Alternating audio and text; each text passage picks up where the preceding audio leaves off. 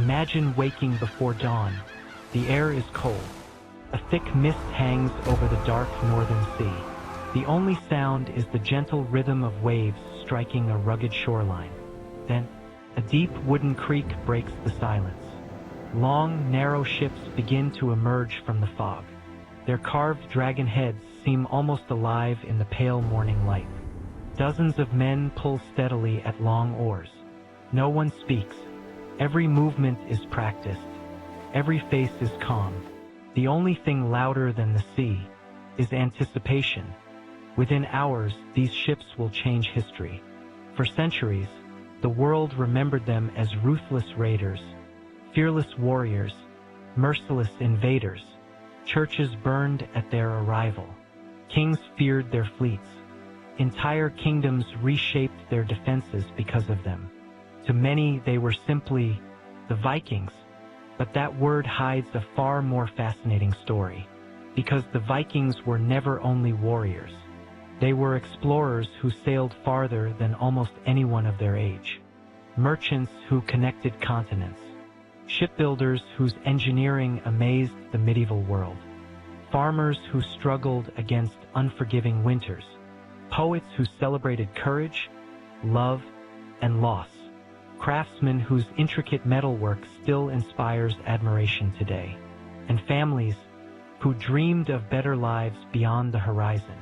Long before Columbus crossed the Atlantic, long before Europe's great age of exploration, Norse sailors were already navigating vast oceans using only stars, sunlight, birds, ocean swells, and generations of inherited knowledge.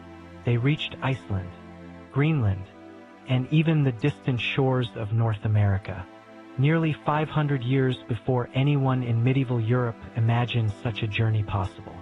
Yet none of this happened by accident. The Viking Age did not begin because one king declared war, nor because one ambitious leader sought glory. It began because an entire society was slowly changing. Climate, population, politics, trade, technology. Every piece was moving into place, like the tide before a storm. To understand why the dragon ships suddenly appeared across Europe, we must travel far from famous battlefields, far from burning monasteries, back to the cold mountains, the deep forests, and the isolated fjords of Scandinavia, a land where survival demanded strength, where every harvest mattered, where the sea was not a barrier, but a road. This is where our story truly begins, not with conquest, not with war, but with a harsh landscape that shaped extraordinary people. Tonight, we journey through the complete history of the Viking Age, from humble farming communities to legendary explorers, from terrifying raids to mighty kingdoms, and finally, to the end of an era that transformed Europe forever. So settle in, relax, and let the northern winds carry you back more than 12 centuries to the beginning of the Viking Age. Long before Europe learned to fear the dragon ships, Scandinavia was a world apart. Its people lived at the edge of the known world. Towering mountains divided communities. Dense forests stretched for hundreds of miles. Deep fjords carved by ancient glaciers reached far inland. The winters were long, dark, and unforgiving. For months each year, snow covered the valleys. The sun barely climbed above the horizon. The sea became icy. Farming almost stopped. Families depended entirely on the food they had gathered during the short summer. Every harvest mattered. A poor season could mean hunger.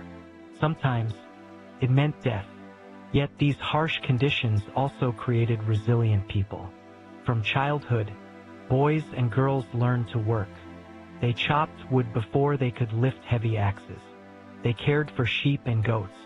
They repaired fishing nets. They learned to survive long before they learned to read. Life demanded strength, not because glory required it, but because survival did. Most families lived in longhouses built from timber, stone, and thick layers of turf. From the outside, these homes looked simple, almost hidden beneath the landscape. Inside, they were warm. A central fire burned day and night. Smoke drifted upward through an opening in the roof. Around that fire, entire families lived together. Grandparents, parents, children, servants. Sometimes even valuable livestock shared the same shelter during winter. Privacy was almost unknown. Life was shared. Stories were shared. Meals were shared. And knowledge passed from one generation to the next.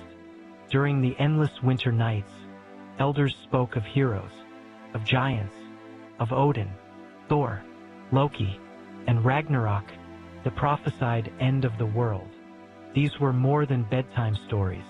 They shaped how people understood courage, honor, death, and destiny. To a Norse child, the gods were never distant. Thunder was Thor driving his chariot across the sky. The northern lights danced because unseen powers moved above the heavens. Every river, every mountain, every ancient tree seemed alive with hidden spirits. Religion was woven into daily life. There were no towering cathedrals. Instead, sacred groves, quiet lakes, ancient stones, and wooden temples became places where sacrifices were offered to the gods. A successful harvest, safe childbirth, victory in battle, calm seas, everything depended upon maintaining balance with the divine. But despite the hardships, people were already skilled sailors. For generations, they traveled along rivers, crossed coastal waters, and traded with neighboring peoples. Furs, amber, iron, honey, animal skins. These valuable goods moved slowly across northern Europe. Each journey taught valuable lessons: how to read changing weather, how to navigate unfamiliar coastlines, how to build stronger boats. Without realizing it, the foundations of the Viking Age were already being laid, not through conquest, but through centuries of quiet experience. No king yet dreamed of distant kingdoms. No monastery had yet seen dragon-headed ships on the horizon. But change was coming. New technologies, growing populations, and an extraordinary innovation would soon transform these northern farmers into the greatest sailors Europe had ever seen. The age of the Longship was about to begin.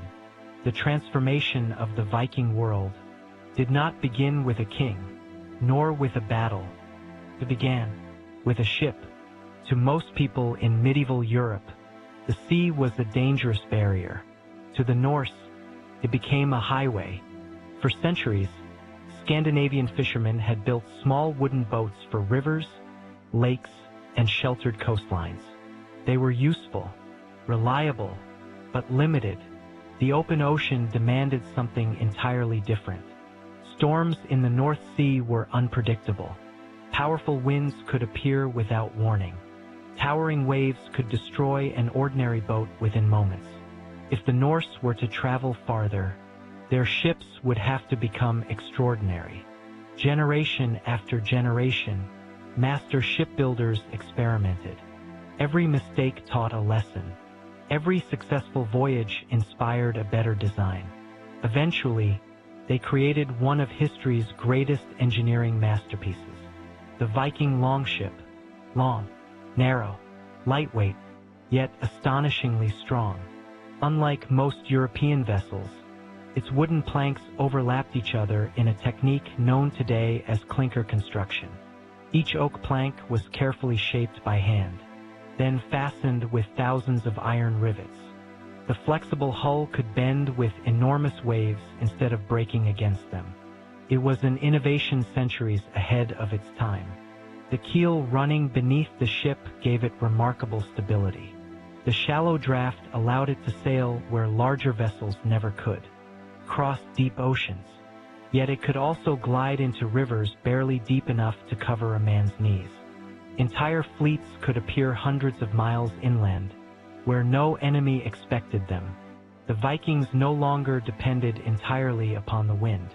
When the sea became calm, or when speed was essential, Dozens of warriors took their places along the sides. Each man gripped a long wooden oar. Together, they moved almost as one. The rhythm of the oars echoed across the water. Steady, powerful, relentless. Above them, a massive square sail captured the northern winds. Usually woven from thick wool, the sail represented months of skilled labor. Sometimes an entire community worked together to produce just one. To lose a sail was almost as costly as losing the ship itself. At the bow, many vessels displayed carved dragon heads. Others showed serpents or mythical beasts. Some historians believe these carvings were meant to frighten enemies. Others suggest they were believed to scare away evil spirits lurking along unfamiliar shores. Whatever their purpose, their appearance became legendary. Across Europe, the sight of a dragon-headed ship emerging from the morning mist would eventually inspire terror. But these ships were not built only for war.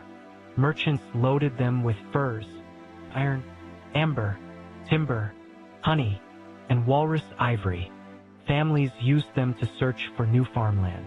Explorers carried livestock across dangerous seas. Settlers transported entire communities to distant islands. The same ship that carried warriors one year might carry farmers the next. Its greatest strength was versatility. A Viking captain could land almost anywhere. There were no harbors required. No massive docks. The crew simply steered toward a beach, jumped into the shallow water, and pulled the vessel onto dry land. Within minutes, they could continue their journey overland if necessary. Few armies in Europe had ever faced such mobility. Changed everything. The sea no longer separated kingdoms, connected them. Unknown coastlines suddenly became reachable. Rich trading ports became tempting opportunities, and isolated monasteries would soon become vulnerable. The Longship did more than transport people. It transformed how the Norse understood the world itself. Every successful voyage pushed the horizon farther away. Every distant shoreline invited another journey. The ocean, once feared, had become an invitation, and somewhere beyond that endless horizon, history was waiting. Every great age of exploration begins with a question. For the Norse, that question was simple. What lies beyond the horizon? To many medieval Europeans, the open sea inspired fear. Storms appeared without warning. Ships vanished without a trace. The edge of the known world seemed wrapped in mystery. But to the people of Scandinavia, the sea promised opportunity. Every summer, as the ice melted and the winds grew favorable, longships slipped quietly into the fjords. Some crews searched for fish. Others carried goods to distant markets. A few sailed simply to discover what no one in their village had ever seen. These early voyages were not organized by kings. There was no empire directing exploration. Most expeditions were led by local chieftains, experienced sailors, or ambitious families hoping to build better lives. Each journey required extraordinary preparation. Fresh water was stored inside wooden barrels. Dried fish, smoked meat, barley bread, butter, cheese, everything had to last for weeks, sometimes months. Every crew member carried tools, axes, knives, fishing gear, repair materials. If something broke at sea, there would be no rescue, only the skill of the crew. Navigation itself was an art. There were no maps accurate enough for the northern oceans. No compass, no lighthouse. Instead, the Vikings trusted experience. They studied the stars at night, the position of the rising sun, the direction of ocean swells, the flight of seabirds returning toward land. Even the color of the water could reveal hidden coastlines. Some medieval stories describe experienced sailors using a mysterious sunstone to estimate the position of the sun through cloud cover. Whether this technique was common remains debated among historians. But one fact is certain. Their navigational skills were extraordinary. Again and again, they crossed waters that many believed impossible to navigate. The sea rewarded courage, but it punished mistakes. Storms often arrived without warning. Towering waves crashed across wooden decks. Ice-cold water flooded the hull. One broken mast, one torn sail, could leave an entire crew drifting helplessly. There were no weather forecasts, no rescue ships, no radio calls, only determination and trust. Trust in the ship, trust in the sea, and trust in each other. Life aboard a longship was far from comfortable. The crew slept where they could, often beneath simple wool cloaks, sometimes beneath temporary shelters made from the sail itself. Food was rationed carefully. Fresh water became increasingly precious. Every man rowed when needed. Every man repaired the ship. Rank mattered less than survival. A successful voyage depended upon cooperation. These journeys gradually expanded the Viking world. Familiar coastlines became regular trade routes. Unknown islands became stopping points. Every expedition returned with new knowledge, new stories, new possibilities. Young sailors listened carefully. The world suddenly seemed much larger than their fathers had imagined. And somewhere across the North Sea, another coastline waited, a wealthy coastline, filled with monasteries, silver, gold, and almost no defenses. The people living there had never seen dragon-headed ships. They had never heard the rhythm of Viking oars approaching through the morning mist. Soon, that silence would be broken. One small raid would change European history forever. The morning of June 8th, in the year 793, began like countless mornings before it. The monks of Lindisfarne Abbey woke before sunrise. As they always had, they prayed. They rang the church bell. They prepared manuscripts. Some worked in the gardens. Others copied sacred texts by candlelight. Life followed a peaceful rhythm. Far from the struggles of kings, Lindisfarne stood on a small tidal island off the northeast coast of England. To Christians across the British Isles, it was one of the holiest places in the world. Pilgrims traveled long distances to pray there. Its library contained priceless manuscripts. Its churches held beautiful gold and silver treasures donated over generations. The monks believed they were protected by God. No one expected danger to arrive from the sea. That morning, the horizon looked unusually quiet. A thin layer of mist floated above the water. Then, dark shapes slowly appeared. At first, they seemed like ordinary fishing boats, but they moved differently, long, low, fast. As they drew closer, their dragon-headed bows became visible. The monks had never seen ships like these before. Some walked toward the shore, perhaps believing they were merchants, perhaps expecting peaceful visitors. Within moments, the strangers leaped into the shallow water, axes in their hands, round wooden shields hanging from their arms, long swords glimmering beneath the morning sun. The attack came without warning. The silence of prayer was shattered by screams. Doors were broken open. Churches were entered. Sacred vessels made of gold and silver were seized. Books that had taken years to create were thrown aside. Anything valuable was taken. Those who resisted were killed. Others were captured.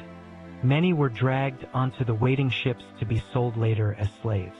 The entire raid lasted only a short time. The Vikings had no intention of staying.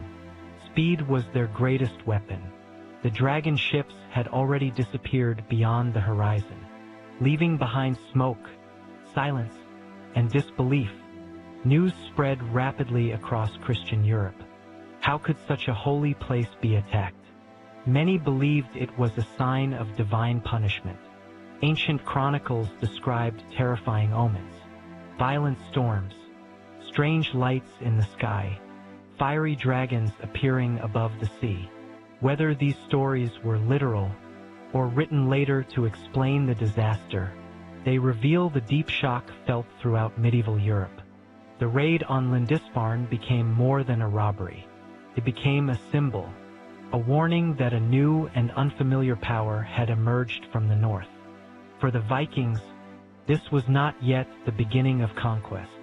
It was an opportunity. They had discovered something extraordinary. Europe's wealthy monasteries held immense riches, yet most were almost completely undefended. Gold, silver, food, books, religious treasures, all protected by peaceful monks rather than soldiers. The rewards were enormous, the risks remarkably small. Successful crews returned home carrying wealth unlike anything many villages had ever seen.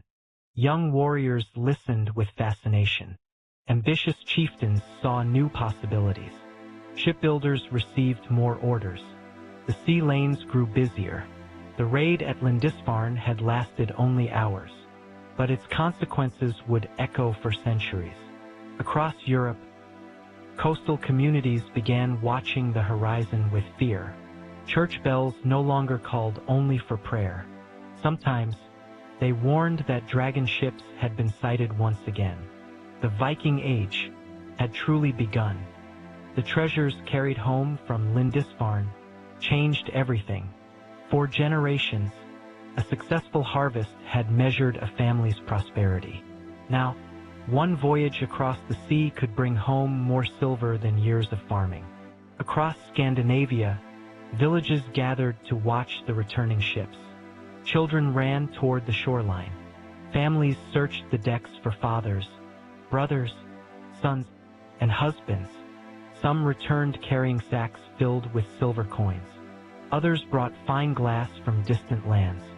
Beautiful silk unlike anything woven in the north. Jewelry crafted by foreign goldsmiths. Exotic spices. Bronze vessels. Rare weapons. Every object told a story, not only of wealth, but of a world far larger than anyone had imagined. The Viking Age was never driven by raiding alone. Trade became just as important, perhaps even more important. Scandinavian merchants quickly realized that Europe hungered for northern goods. Fine furs from Arctic forests, walrus ivory from icy seas, amber gathered along Baltic shores, iron of exceptional quality, falcons trained for royal hunting, honey, wax, timber. These valuable products traveled across thousands of kilometers. In return, the Vikings acquired silver from the Islamic world, silks from Byzantium, glass from the Frankish kingdoms, fine wine, beautiful ceramics, coins from lands they had never even visited. One silver coin discovered in Sweden had traveled more than 4,000 kilometers from the great cities of Central Asia. Imagine that journey. One small coin, passing from merchant to merchant, kingdom to kingdom, until it reached a quiet Scandinavian village. Long before modern globalization, the Viking world had already become part of an international trading network. Markets grew larger every year. Small seasonal trading camps evolved into permanent towns. One of the greatest was Birka, on the shores of Lake Mälaren in present-day Sweden. Here, merchants from every direction met. Norse traders, Slavs, Franks, Finns, Arabs. Languages mixed together. Different religions existed side by side. Silver changed hands. Ships arrived almost daily. Goods flowed constantly between east and west. Farther south, another remarkable settlement emerged, Hedeby, located near the narrow neck of the Danish peninsula.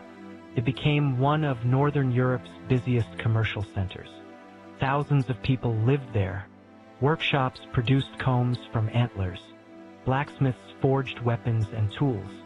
Shipbuilders repaired vessels preparing for another voyage. Every street buzzed with activity. Trade demanded more than courage.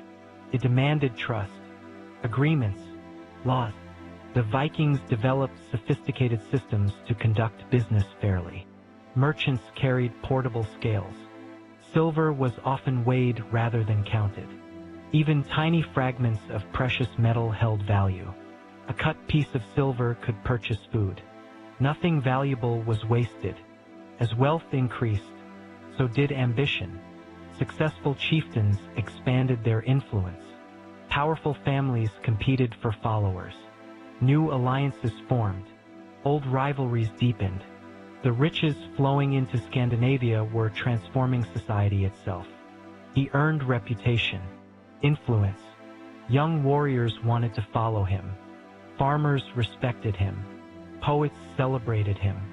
Success at sea could reshape an entire family's future. But prosperity also carried danger. The greater the temptation to seize it, competition intensified. Some leaders preferred peaceful trade. Others believed conquest offered faster rewards. Before long, the dragon ships would no longer arrive merely to raid isolated monasteries. Entire armies would begin crossing the sea. And Europe, for nearly 70 years, the Viking raids continued. They came swiftly, without warning. A monastery here, a coastal village there. Then they vanished back into the sea. European kings believed they understood the threat. Protect the coastline. Build stronger defenses. Wait for the raiders to leave. But in the year 865, everything changed. The ships that appeared on England's eastern coast looked familiar. Long, narrow, dragon-headed. Yet something was different. There were too many. Not dozens. Hundreds. Wave after wave of longships crossed the North Sea. Thousands of warriors stepped onto English soil. This was no ordinary raid. It was an invasion. Later chroniclers would call it the Great Heathen Army. Unlike earlier Viking expeditions, these men had not come simply to steal silver. They intended to stay, to conquer, to rule. According to later Norse tradition, many believed the invasion was also driven by revenge. The legendary Viking leader Ragnar Lothbrok had supposedly been captured and executed by King Aella of Northumbria. Whether every detail of Ragnar's story is historically accurate remains uncertain. His life blends history with legend. But medieval sources agree on one important fact. Powerful Viking leaders united for an extraordinary campaign across England. Among them were names that would echo through history. Ivar the Boneless, Halfdan Ragnarsson, Ubba, warriors whose reputations inspired both fear and admiration. No one knows exactly why Ivar earned the name the Boneless. Some historians believe it referred to a physical disability. Others think it described unusual flexibility. Or perhaps it symbolized extraordinary cunning rather than physical strength. Whatever the truth, his military leadership proved devastating. The great heathen army advanced with remarkable discipline.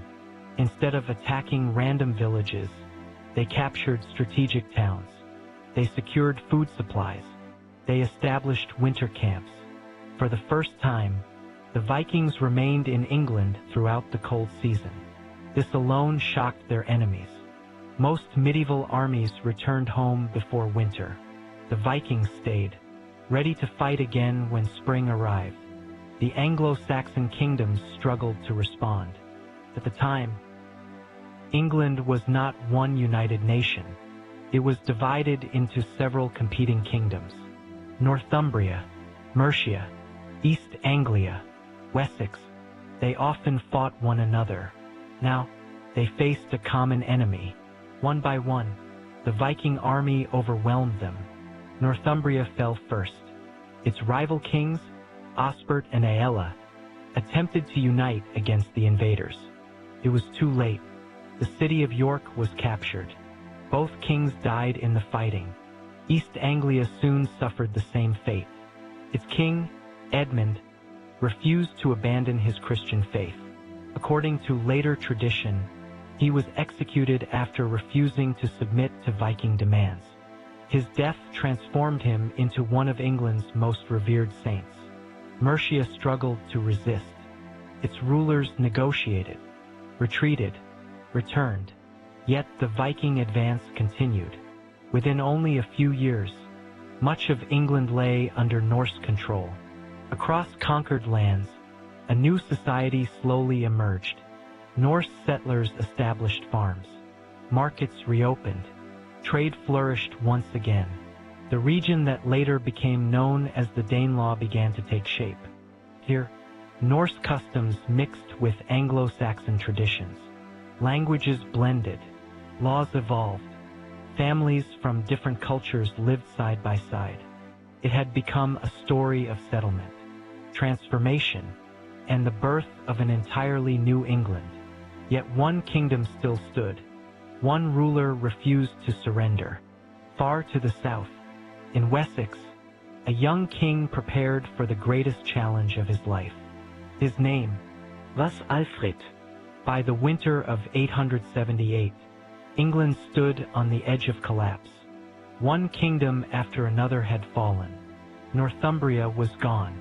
East Anglia had been conquered. Much of Mercia lay under Viking control. Only one kingdom remained truly independent, Wessex, and even Wessex now seemed destined to fall. Its king, Alfred, had suffered crushing defeats. Viking armies moved with astonishing speed. Fortresses surrendered. Settlements burned. Loyal nobles questioned whether resistance still mattered. For a brief moment, it appeared that the Viking conquest of England was inevitable. Alfred himself was forced into hiding. Accompanied by only a small group of loyal followers, he disappeared into the marshes of Athelney in southwestern England. The wetlands became his refuge. The last independent Anglo-Saxon king waited. Later generations surrounded this period with legend. One famous story tells of Alfred allowing a woman's cakes to burn while he sat lost in thought. Whether the tale is true remains uncertain, but it captures something important. The king was no longer living in royal comfort. He shared the hardships of ordinary people. Cold nights, scarce food, constant danger. Yet even in hiding, Alfred refused to surrender. Instead, he began preparing. Messengers quietly traveled across Wessex. Loyal nobles were contacted. Farmers were called to arms. One by one, small groups gathered in secret. Hope slowly returned. In the spring of 878, Alfred emerged from the marshes. His army was far smaller than the Viking force, but it was disciplined, determined, and fighting for the survival of its homeland. The two armies met near a place called Eddington. Neither side could afford defeat. The Vikings fought with the confidence of countless previous victories. Alfred's men fought because they believed there would be no second chance. The battle lasted for hours. Shield walls collided. Spears shattered. Axes struck against wood and iron. Neither army gave ground easily. Finally, the Viking line began to break. For one of the first times in decades, a major Viking army had been decisively defeated in England. Its leader, Guthrum, retreated to a fortified position. Alfred surrounded the fortress. Rather than launch a costly assault, he waited. Days passed. Food supplies dwindled. Eventually, the Vikings surrendered. What happened next surprised everyone. Instead of ordering mass executions, Alfred offered peace. Guthrum agreed to accept baptism as a Christian. According to tradition, Alfred himself stood as his sponsor during the ceremony. The agreement did not end Viking influence in England. Large areas remained under Norse control. The kingdom of Wessex survived. More importantly, to gain time, Alfred understood something many rulers did not. Victory in one battle meant little if another invasion arrived the following year. So he transformed his kingdom. New fortified towns, known as Buzz, were built across Wessex. Each lay close enough that nearby communities could reach safety within a single day's travel. Roads connected them. Permanent garrisons defended them. When Viking armies arrived, they no longer found isolated villages. Alfred also created a more effective military system. Instead of calling every farmer to war at once, while one group defended the kingdom, the other returned home to farm. The army remained ready, without starving the population. Even more remarkably, Alfred built ships. Inspired partly by Viking design, he created a royal fleet to defend England's coastline. It was a small beginning, but many historians see it as one of the earliest foundations of what would eventually become the English Navy. By the time Alfred's reign ended, England was no longer simply surviving. It was recovering. The Viking Age had forced one remarkable king to reinvent an entire kingdom. And although the struggle was far from over, the dream of a united England had finally begun. While kings fought across England, other Vikings looked toward a different horizon. Not south, but west, beyond the familiar sea, beyond the known islands, toward waters that seemed to have no end. To many medieval Europeans, the Atlantic Ocean was a place of mystery, endless waves, violent storms, unknown creatures. Some believed ships sailing too far west would simply disappear forever. The Norse believed something different. If land existed beyond the horizon, someone could find it. The first great stepping stone was the Faroe Islands. Small, wind-swept, and isolated, they offered fresh water, good fishing, and safe harbors for passing ships. Soon after, Norse sailors pushed even farther, toward an island few had ever imagined, Iceland. According to tradition, the first Norse explorer to deliberately settle there was Ingolfur Arnarsson. Around the year 874, he sailed across the North Atlantic with his family. The voyage was long, dangerous, and completely uncertain. Towering waves battered the Longship. Dense fog hid the coastline. Ice drifted through northern waters. Yet eventually, dark volcanic mountains appeared through the mist. Despite its name, much of Iceland offered fertile valleys during the short summer. Hot springs warmed the earth. Rivers filled with fish crossed the landscape. Families quickly followed.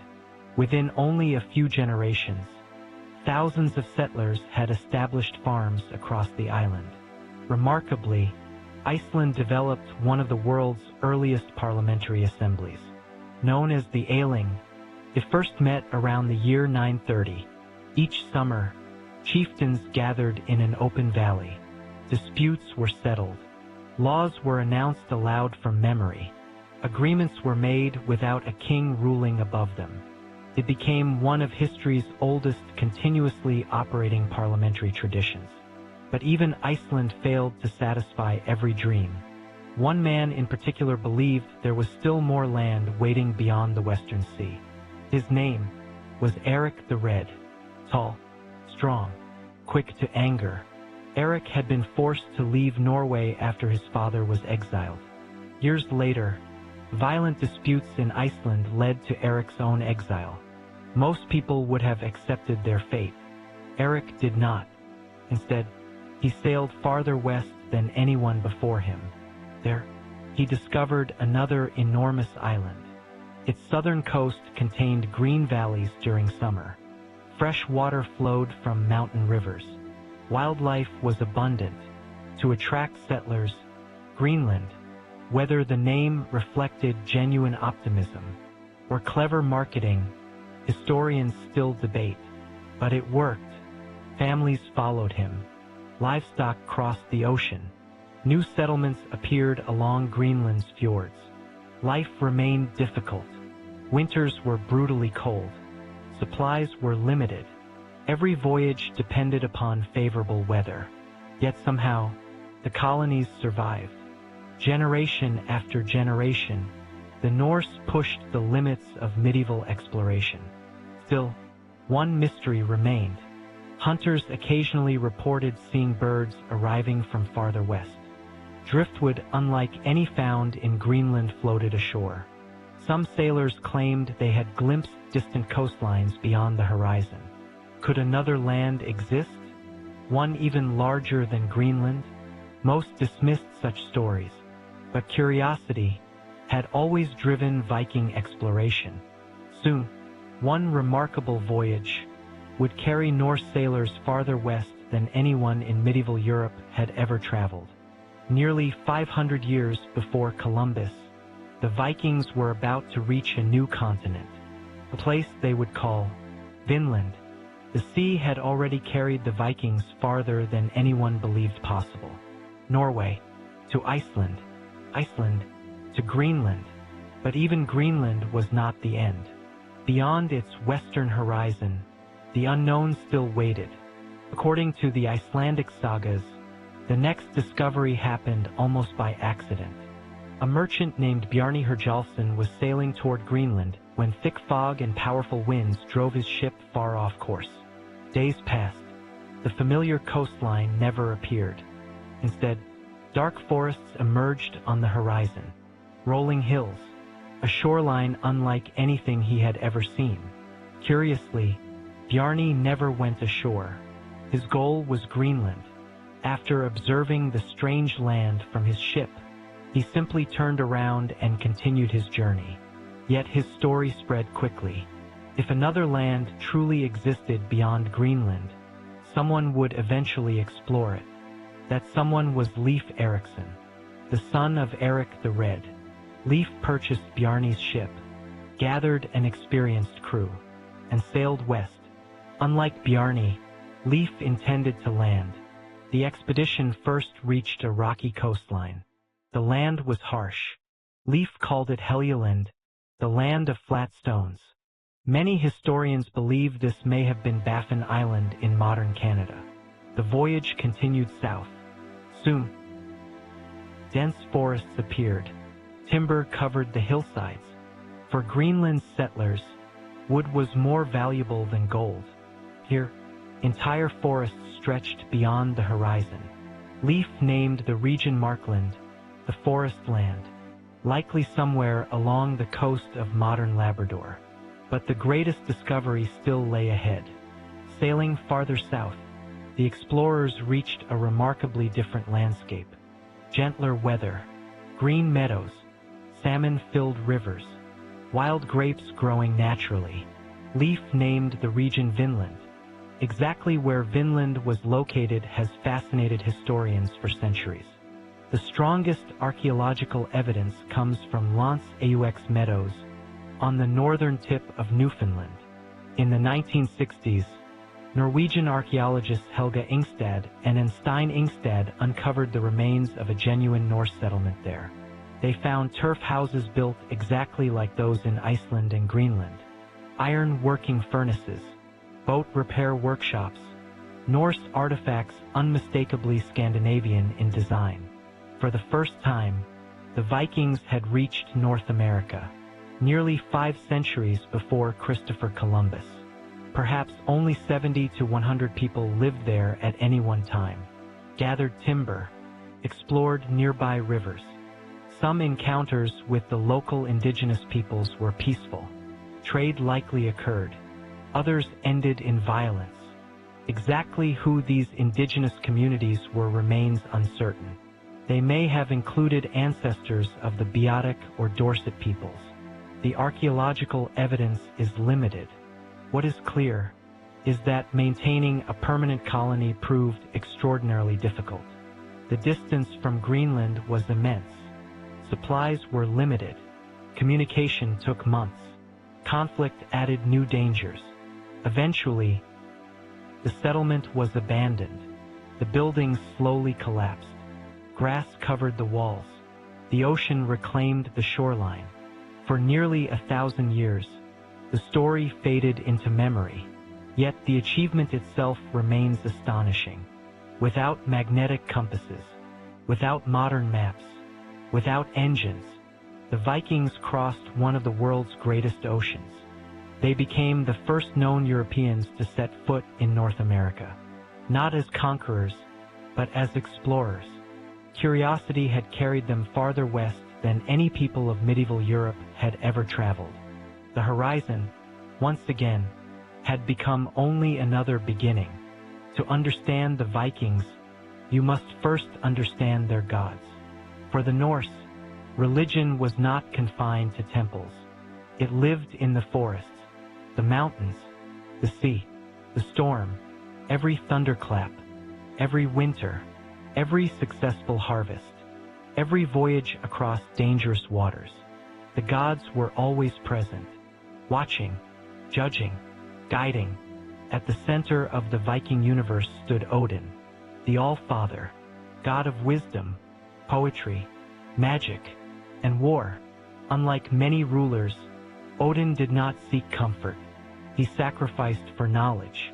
According to Norse legend, he gave one of his own eyes in exchange for a single drink from the well of wisdom.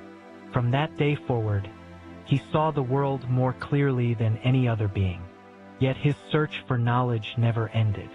He even hung himself from the great world tree, Yggdrasil, for 9 days and 9 nights, without food, without water, pierced by his own spear. Only then did he discover the secret runes, the symbols that carried both language and magic. To the Vikings, wisdom always demanded sacrifice. Then there was Thor, the god most ordinary people admired, strong, fearless, a protector of both gods and humans. His mighty hammer, Mjolnir, could shatter mountains, destroy giants, and always return to his hand. The Norse believed Thor was riding his chariot through the heavens, his hammer striking the clouds. Small hammer-shaped pendants became one of the most popular pieces of Viking jewelry. Many wore them for protection, especially during the centuries when Christianity began spreading through Scandinavia. Another unforgettable figure was Loki, neither fully good nor completely evil, a master of deception, a shapeshifter, sometimes helping the gods, sometimes betraying them. His cleverness often solved impossible problems. Yet many of history's greatest disasters also trace back to his actions. No Norse myth was ever entirely simple. Even the heroes possessed flaws, and even the tricksters occasionally performed acts of kindness. The Viking universe itself was vast.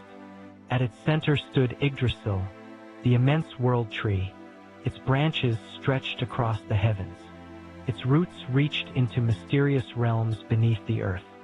Connected to the tree were 9 worlds: Asgard, home of the gods; Midgard, the world of humanity; Jotunheim, land of the giants; Helheim, realm of the dead, and several others. Everything in existence formed part of this living cosmic structure. Yet unlike many religions, the Norse believed even the gods would not live forever. One day, the world itself would end. This final battle was known as Ragnarok. Before Ragnarok, the world would descend into chaos. Brother would fight brother. Kings would betray their people. The sun would disappear. Then, the giants would march. Monstrous wolves would swallow the sun and moon. The oceans would rise. Thor would kill the serpent, but die moments later from its poison. Odin himself would fall in battle against the monstrous wolf Fenrir. Even the greatest gods could not escape destiny. Yet Ragnarok was not merely a story of destruction. After the fires faded, a new world would rise. Green forests would return. Fresh rivers would flow once more. A new generation of gods and humans would begin again. To the Vikings, even the end of the world carried hope. Perhaps that explains much about Viking courage. Death was never viewed as the absolute end. Those who died honorably might enter Valhalla, Odin's magnificent hall. There, warriors feasted, drank, fought, and prepared for the final battle at Ragnarok. This belief shaped how many Vikings faced danger. Courage mattered, Honor mater. Reputation mattered, because although life was temporary, a great name could live forever. The gods had given them a harsh world, but also a glorious one, and every voyage across the sea, every battle fought, every story remembered, brought them one step closer to legend. History often remembers the Vikings for their raids, their battles, their dragon ships, but most Vikings never spent their lives at war. Most were farmers, fishermen, merchants, parents, children. Their greatest struggle was not defeating an enemy, it was surviving another winter. A typical Viking village was small, perhaps only a few dozen families. Wooden longhouses stood scattered across the landscape. Smoke drifted from turf-covered roofs. Sheep grazed nearby. Children chased one another through muddy paths. Dogs barked. Blacksmiths hammered glowing iron. Life began before sunrise. The first task was always the animals. Cattle needed feeding. Goats required milking. Sheep had to be moved to fresh pasture. Without livestock, a family rarely survived the winter. The longhouse formed the heart of Viking life. Built from heavy timber and thick turf walls, it protected families from freezing northern winds. Inside, a long fire burned continuously along the center of the building. Its warmth filled the room. Around this fire, life unfolded, clothes repaired, stories shared. Children learned from their elders. At night, entire families slept together beneath wool blankets and animal furs. Privacy was almost unknown. Community meant survival. Fresh fish arrived almost daily along the coast. Cod, herring. Farmers raised cattle, pigs, sheep, and goats. Barley became bread and porridge. Wild berries filled baskets during summer. Honey sweetened meals whenever available. Nothing was wasted. Meat was smoked. Fish dried in the wind. Butter stored carefully for winter. Every successful harvest meant another year of life. Women played an essential role in Viking society. They managed the household, oversaw food supplies, prepared clothing, raised children, directed servants, and often controlled the family's keys, a powerful symbol of authority within the home. When men sailed overseas, many women effectively managed the entire farm. Some inherited property, others owned businesses. A few even became wealthy landowners. Compared with many parts of medieval Europe, Norse women possessed remarkable legal rights. Marriage itself was viewed as a partnership between families. Negotiations often involved property, livestock, future inheritance. Divorce, though uncommon, was legally possible under Norse law. Education rarely happened inside formal schools. Instead, knowledge passed naturally from one generation to another. A father taught his son to build boats. A mother showed her daughter how to weave cloth. Grandparents preserved family history through storytelling. Children learned by watching, then doing. Craftsmanship flourished throughout Scandinavia. Blacksmiths forged axes, spears, knives, and elegant swords. Jewelry makers shaped silver into intricate brooches and necklaces. Wood carvers decorated ships, homes, and furniture with beautiful knotwork patterns that still fascinate artists today. Every object combined beauty with usefulness. Honor mater deeply. A person's reputation could last for generations. Keeping promises, showing courage, supporting family, offering hospitality, these values shaped everyday life. Disputes certainly occurred. Arguments over land, livestock, marriage, or inheritance could become serious. But violence was not always the answer. Communities gathered at public assemblies called things. There, free men debated disputes. Witnesses testified. Judgments were announced. Laws were remembered aloud because very few were written. Justice depended upon memory, tradition, and public agreement. The Viking world was far more organized than many outsiders imagined. These were not lawless barbarians. They were members of complex communities, bound together by custom, family, and shared responsibility. While warriors sought glory overseas, the villages quietly endured, season after season, year after year. Without these ordinary families, there would have been no Viking Age at all. When most people imagine the Viking Age, they picture warriors, axes, longships, and kings.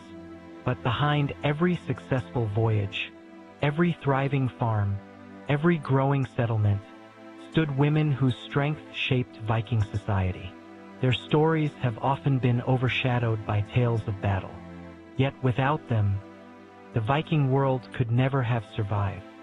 When the Longships disappeared beyond the horizon, sometimes for months, sometimes for years, someone remained behind. Animals still required feeding. Harvests could not wait. Children still had to be raised. In many Viking homes, the lady of the household carried a remarkable symbol of authority, a ring of iron keys, suspended from her belt. These were not ordinary keys. They opened food stores, treasure chests, storage buildings, workshops. They represented trust, responsibility, and leadership. To hold the keys was to manage the home itself. Visitors arriving at a prosperous Viking farm often met the mistress before the master. She directed servants, organized supplies, negotiated household affairs, prepared feasts for honored guests, and ensured everyone survived the long northern winters. Her decisions affected the entire family. Some women possessed even greater independence. Under Norse law, women could inherit land, own property, receive dowries, and in certain circumstances, request divorce. If a husband abandoned his family, committed violence, or failed to fulfill important responsibilities, a marriage could legally end. Although divorce was never taken lightly, its existence reveals a society more complex than many imagine. Marriage itself was usually arranged between families. Love sometimes followed. Either way, a successful marriage strengthened alliances, joined farms, expanded wealth, and secured future generations. Women also became skilled craftspeople. They spun wool, wove cloth, dyed fabric with natural colors, created clothing capable of surviving brutal Scandinavian winters. The beautiful textiles they produced were valuable trade goods across Northern Europe. Some became accomplished jewelers. Others mastered embroidery, wood carving. Their craftsmanship traveled almost as far as the Longships themselves. Archaeology has revealed extraordinary graves belonging to wealthy Viking women. Some were buried with silver brooches, glass beads, imported silk, beautifully crafted tools, even horses. These discoveries remind us that status was not reserved exclusively for men. Certain women achieved enormous influence within their communities. Then there are the stories of shield maidens. For centuries, legends spoke of women who fought beside Viking warriors. Names like Lager that became famous through medieval literature. For many years, historians debated whether these women truly existed. Then, archaeology complicated the story. One remarkable grave discovered in Birka, Sweden, contained an individual buried with swords, spears, arrows, 2 horses, and every sign of a respected military leader. For over a century, scholars assumed the warrior was male. Modern DNA analysis revealed something unexpected. The skeleton belonged to a woman. What exactly this means remains debated. Perhaps she commanded warriors. Perhaps she represented military authority. Perhaps exceptional women occasionally fought in battle. The evidence continues to be studied. History rarely offers simple answers. What is beyond doubt is that Viking women possessed greater legal rights and social influence than many of their contemporaries elsewhere in medieval Europe. They preserved families, managed wealth, protected traditions, and prepared the next generation. While explorers crossed oceans, women ensured there was always a home waiting for them. Their strength was quieter than the clash of swords, but no less important. Without Viking women, there would have been no Viking Age, not because they stood behind history, but because they helped create it. No civilization's forever.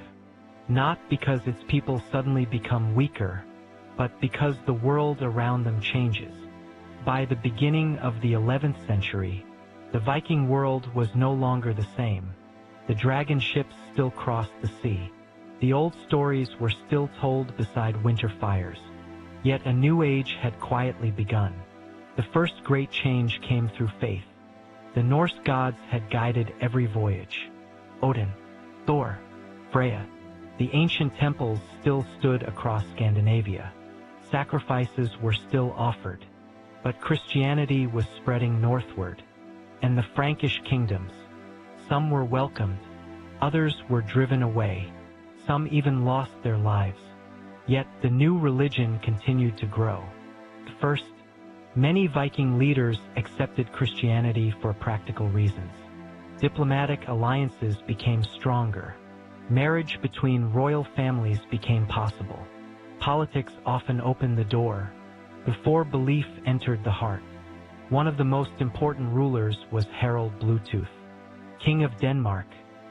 Around the late 10th century, he officially embraced Christianity.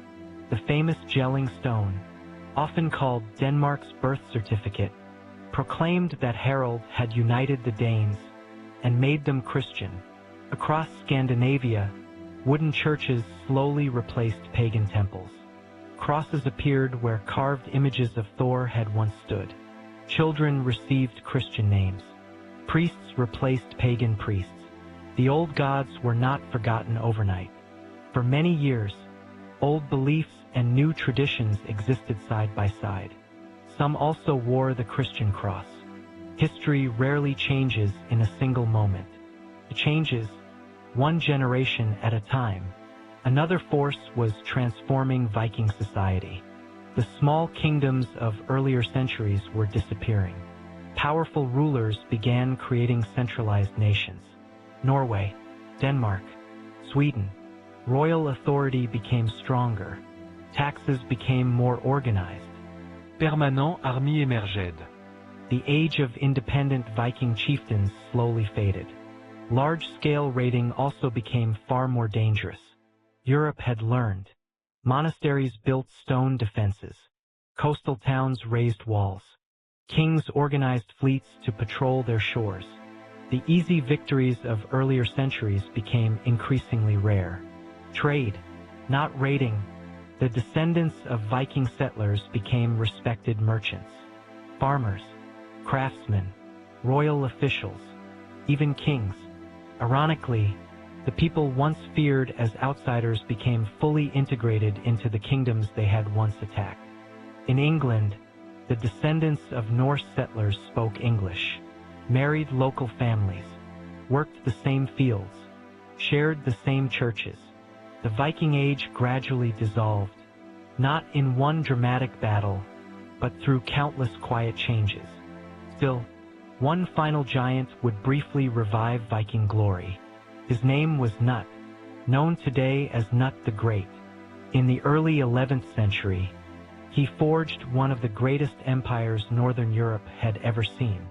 England, Denmark, Norway, and parts of Sweden acknowledged his rule. For a moment, the Viking world stood at the height of its political power. Yet even Knut ruled not as an old-style Viking raider, but as a Christian king. His empire represented the future, not the past. When Knut died, his empire slowly fragmented. The old Viking Age quietly came to its end. Historians often mark the year 1066, the Battle of Stamford Bridge, as its symbolic conclusion. There, King Harald Hardrada of Norway one of history's last great Viking warriors, was defeated while attempting to claim the English throne. Only weeks later, another descendant of Vikings, William, Duke of Normandy, crossed the English Channel and conquered England. History had come full circle. The age of Viking raiders was over, but the people they had shaped, the kingdoms they had founded, and the world they had transformed would endure forever. The Viking Age came to an end, never truly disappeared. History often remembers civilizations by the moment they fall. Yet their greatest influence usually begins afterward. Across northern Europe, the descendants of Viking settlers became part of entirely new societies. In England, simple words we still use today, sky, window, knife, egg, husband, wrong, even the pronoun, they. The Vikings changed not only kingdoms, but language itself. Many English towns still carry their memory. Villages ending in by, meaning farm or settlement. Names ending in thorp or thwaite reveal where Norse families once built homes. Travel through northern England today, and Viking history still lives on the map. The same is true across Ireland, Scotland, Normandy, and parts of Eastern Europe. Some of Europe's greatest cities owe part of their history to Viking merchants. Dublin was founded as a Viking trading settlement. So was Waterford. Across the rivers of Eastern Europe, Swedish Vikings, known as the Varangians, traveled thousands of kilometers, following the Volga, the Dnieper, and countless waterways. They reached Constantinople, the greatest city in Europe. Some entered the service of the Byzantine emperors. They became the legendary Varangian Guard, elite warriors trusted to protect the emperor himself. Armed with enormous axes, their loyalty became famous throughout the medieval world. Others continued even farther. Arab travelers described meeting fair-haired merchants arriving from the frozen north. Silver from the Islamic caliphates poured into Scandinavia. The Vikings carried furs, amber, honey, and iron. The world had become deeply connected, centuries before modern globalization. Their achievements at sea also transformed shipbuilding forever. The elegant clinker-built hull of the Viking Longship inspired generations of northern sailors. This balance between speed, strength, and flexibility remained unmatched for centuries. Even modern wooden boats continue to use principles first perfected by Viking craftsmen. Their spirit of exploration also changed history. Leif Erikson reached North America centuries before Columbus.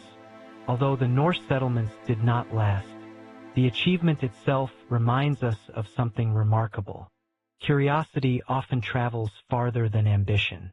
The Vikings did not cross oceans because someone guaranteed success. They crossed because they believed another horizon always waited. Their stories survived through the Icelandic sagas, passed from generation to generation, written down centuries later. These tales blend history, memory, poetry, and legend. Separating fact from fiction is not always possible, but perhaps that is fitting, because every civilization creates myths to explain who they are. The Vikings were no different. Today, archaeologists continue uncovering their world. Buried ships emerge from ancient soil. Hidden treasure hoards reveal forgotten trade routes. DNA studies reshape our understanding of Viking families. New discoveries remind us that history is never truly finished. Every excavation asks new questions. Every answer reveals another mystery. Modern Scandinavia bears little resemblance to the Viking Age. The kingdoms became peaceful nations. Longships gave way to modern ships. Ancient temples became churches. Yet the legacy remains. In language, in law, in exploration, in craftsmanship, and in the enduring belief that the unknown should never be feared, only explored. Perhaps that is the Vikings' greatest gift to history. Not the battles they fought, not the kingdoms they conquered, but the courage to sail beyond every horizon, simply to discover what lay beyond. And even now, more than 1,000 years later, their dragon ships still sail, not across the sea, but across history itself. When the last Viking kings disappeared into history, the world did not suddenly become quieter. The waves still struck the rocky shores of Norway. The northern winds still swept across the fjords. Snow still covered the mountain peaks every winter. Nature remained exactly as it had always been. Only the people had changed. The dragon ships no longer gathered in great fleets. The old pagan temples slowly disappeared. The great assemblies still met, but under Christian kings. The Viking Age had ended, yet its echoes continued to shape the centuries that followed. Across Scandinavia, young children grew up hearing stories of Odin, Thor, Leif Erikson, and Ragnar Lothbrok. Some tales were true, others became legend. With every generation, history blended a little more with myth. Poets preserved these stories in long epic poems. Skalds recited them before kings.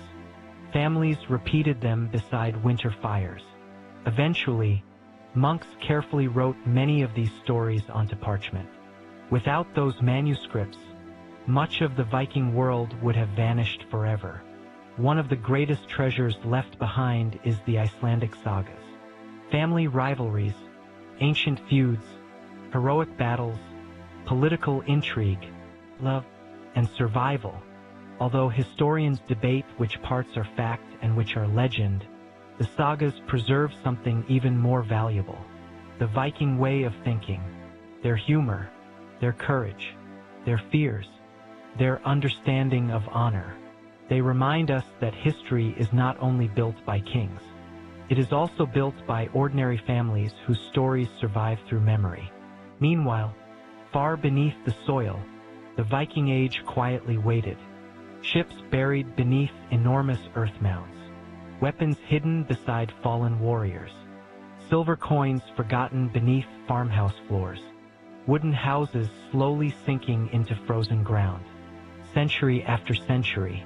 In the 19th century, the Oseberg ship, the Gokstad ship, perfectly preserved beneath burial mounds. Their elegant curves astonished the modern world. Every plank, every rivet, every carving demonstrated a level of craftsmanship few had imagined.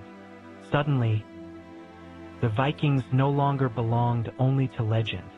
They became visible once again. Modern science continued revealing even more. DNA studies traced ancient family connections. Tree ring dating identified the exact years when ships were built. Chemical analysis revealed where iron had been mined. Satellite imaging uncovered forgotten settlements hidden beneath forests. Each new discovery answered old questions, while creating entirely new ones. Today, museums across Scandinavia preserve these remarkable treasures. Visitors stand only inches away from thousand-year-old swords, beautifully carved sleds, delicate jewelry, runestones covered in mysterious inscriptions. Every object whispers the same message. Real people once held these in their hands. Real families once called this world home. The Vikings are often remembered for violence, but perhaps their greatest achievement was something far quieter. They refused to accept that the edge of the known world was the end. Every coastline invited another voyage. Every distant horizon inspired another question. What lies beyond? That curiosity transformed history, carried Norse sailors across oceans, connected continents through trade, and reshaped Europe in ways that still surround us today. The Viking Age lasted only a few centuries. Its legacy has lasted more than 1,000 years.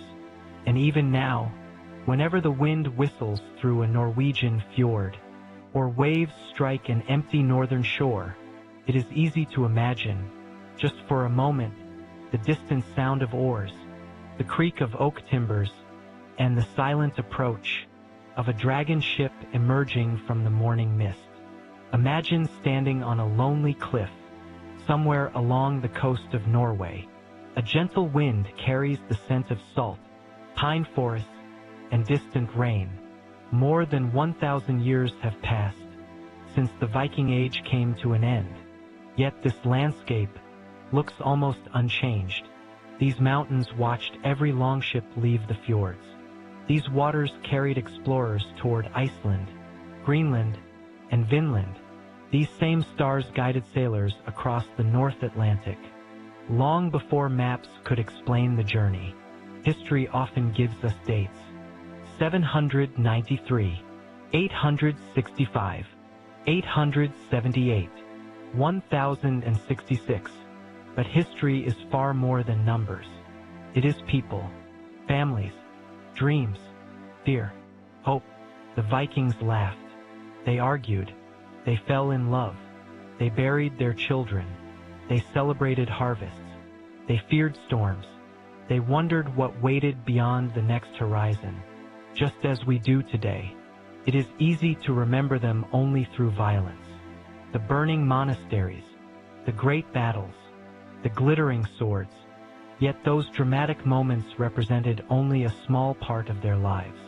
Most mornings, a Viking woke before sunrise, not to fight, but to milk cows, split firewood, plant barley, or mend a broken fence before winter arrived. Most children never held a sword. They learned to fish, to weave cloth, to carve wood, to care for animals, to memorize stories their grandparents had heard decades earlier. These quiet moments rarely appear in history books, yet they formed the foundation of Viking civilization. Without ordinary people, there could never have been extraordinary explorers. Without farmers, there would have been no warriors. Without shipbuilders, No discoveries. without storytellers, No legends. the Viking Age reminds us of something timeless. Civilizations are not built only by kings. They are built by countless anonymous lives. Lives remembered only through fragments. A broken comb, a silver coin, a wooden spoon, a child's toy buried beneath ancient soil. Sometimes, those smallest discoveries tell the greatest stories, because they remind us that history belonged to ordinary people, just like us. Today, millions travel to Scandinavia searching for traces of the Viking world. They walk through reconstructed villages, stand beside ancient burial mounds, read weathered runestones, and gaze upon ships preserved for over 1,000 years. Many arrive expecting stories of conquest. They leave understanding something much deeper. The Vikings were explorers before they were conquerors, builders before they were destroyers, merchants before they were raiders. Curiosity shaped them long before conflict did. Perhaps that explains why their story continues to inspire people across the world. Not because they were perfect. They were not. Not because they were fearless. Every sailor feared the sea. Every parent feared winter. Every explorer feared the unknown. They simply chose to continue anyway. And sometimes, that single decision changed history forever. As the centuries passed, the dragon ships disappeared from Europe's coastlines. Their sails no longer filled with the cold winds of the North Sea. The great Viking fleets became memories, then legends, then history. But every age leaves behind something greater than monuments. It leaves behind ideas. The Vikings left behind an idea that continues to shape humanity today. The belief that the horizon is never the end, only the beginning. Think about the courage their journeys demanded. No satellite maps. No campes. No engines. No weather forecasts, only wooden ships, carefully built by human hands. The stars overhead, the wind against a woolen sail, that somewhere beyond the endless sea, land awaited. Every voyage carried enormous risk. A single storm could destroy an entire expedition. A hidden reef could shatter months of preparation. A damaged mast could leave sailors drifting across an empty ocean. Yet they sailed anyway, not because success was guaranteed, but because curiosity proved stronger than fear. That spirit did not disappear with the Viking Age. Centuries later, Portuguese navigators pushed into the Atlantic. Spanish explorers crossed unknown oceans. British ships mapped distant coastlines. Modern astronauts looked toward space. History changes. Technology changes. But human curiosity remains remarkably constant. Perhaps that is why the Viking story still feels familiar. Even today, we continue exploring. Scientists descend into the deepest oceans. Robotic spacecraft travel beyond our solar system. Researchers uncover forgotten civilizations beneath deserts and jungles. Every discovery begins the same way. Someone looks toward the unknown and wonders, what if the Vikings understood something timeless? Knowledge belongs to those willing to leave the safety of the shore. Not every voyage succeeds. Not every dream survives. But every attempt expands the boundaries of the human world. That lesson may be their greatest inheritance. Today, their longships rest quietly inside museums. Their swords lie behind glass. Their settlements sleep beneath layers of earth. But their spirit lives wherever people refuse to accept that today's map is complete. Wherever explorers continue asking difficult questions. Wherever courage overcomes uncertainty. The Viking Age may have ended more than 900 years ago, yet its greatest voyage continues still, not across the oceans, but through the endless human desire to discover what waits beyond the horizon. Among all the stories told about the Vikings, none have inspired more fascination or more misunderstanding than the legends of the Berserkers. Even other Vikings feared them. Enemies whispered that they could not feel pain, that swords could not stop them, that they fought with the strength of wild animals. Some believed they were chosen by Odin himself. Others claimed they had abandoned their humanity entirely. But who were these mysterious warriors? Were they real, or simply the invention of medieval storytellers? The answer lies somewhere between history and legend. The Old Norse word berserker has puzzled historians for centuries. Some believe it means bare shirt. Others argue it means bare shirt. If the first interpretation is correct, these warriors may have worn bare skins during battle. They may have fought without armor, trusting only their courage and their shields. Either way, the image became unforgettable. A warrior charging across the battlefield, covered in animal skins, roaring louder than the clash of weapons. According to the Icelandic sagas, a berserker entered battle differently from ordinary warriors. Before the fighting began, he would breathe heavily, shake violently, beat his shield with his weapon. His eyes widened, his body trembled. Friends stepped aside. Enemies watched in terror. Then, without warning, he charged. No hesitation. No fear. The sagas describe berserkers biting the edges of their shields, howling like wolves, striking with impossible force. Some stories claimed they ignored wounds that would stop any ordinary man. Others insisted that fire could not frighten them, nor iron cut them. Whether these accounts are literal or exaggerated over generations remains uncertain. Modern historians believe several explanations are possible. Extreme psychological conditioning, religious rituals, powerful adrenaline, or perhaps carefully cultivated intimidation. Some have suggested the use of hallucinogenic plants, such as fly agaric mushrooms. Others strongly reject that theory, pointing out the lack of convincing evidence. The truth may never be known, but one fact is clear. Fear itself was a weapon. Imagine facing an enemy who appears completely indifferent to death, who screams instead of speaking, who runs toward your shield wall instead of waiting behind his own. Even before the first sword strikes, that psychological advantage alone could decide a battle. Not every Viking was a berserker. Far from it. Most fought in disciplined shield walls, protecting one another, following experienced leaders.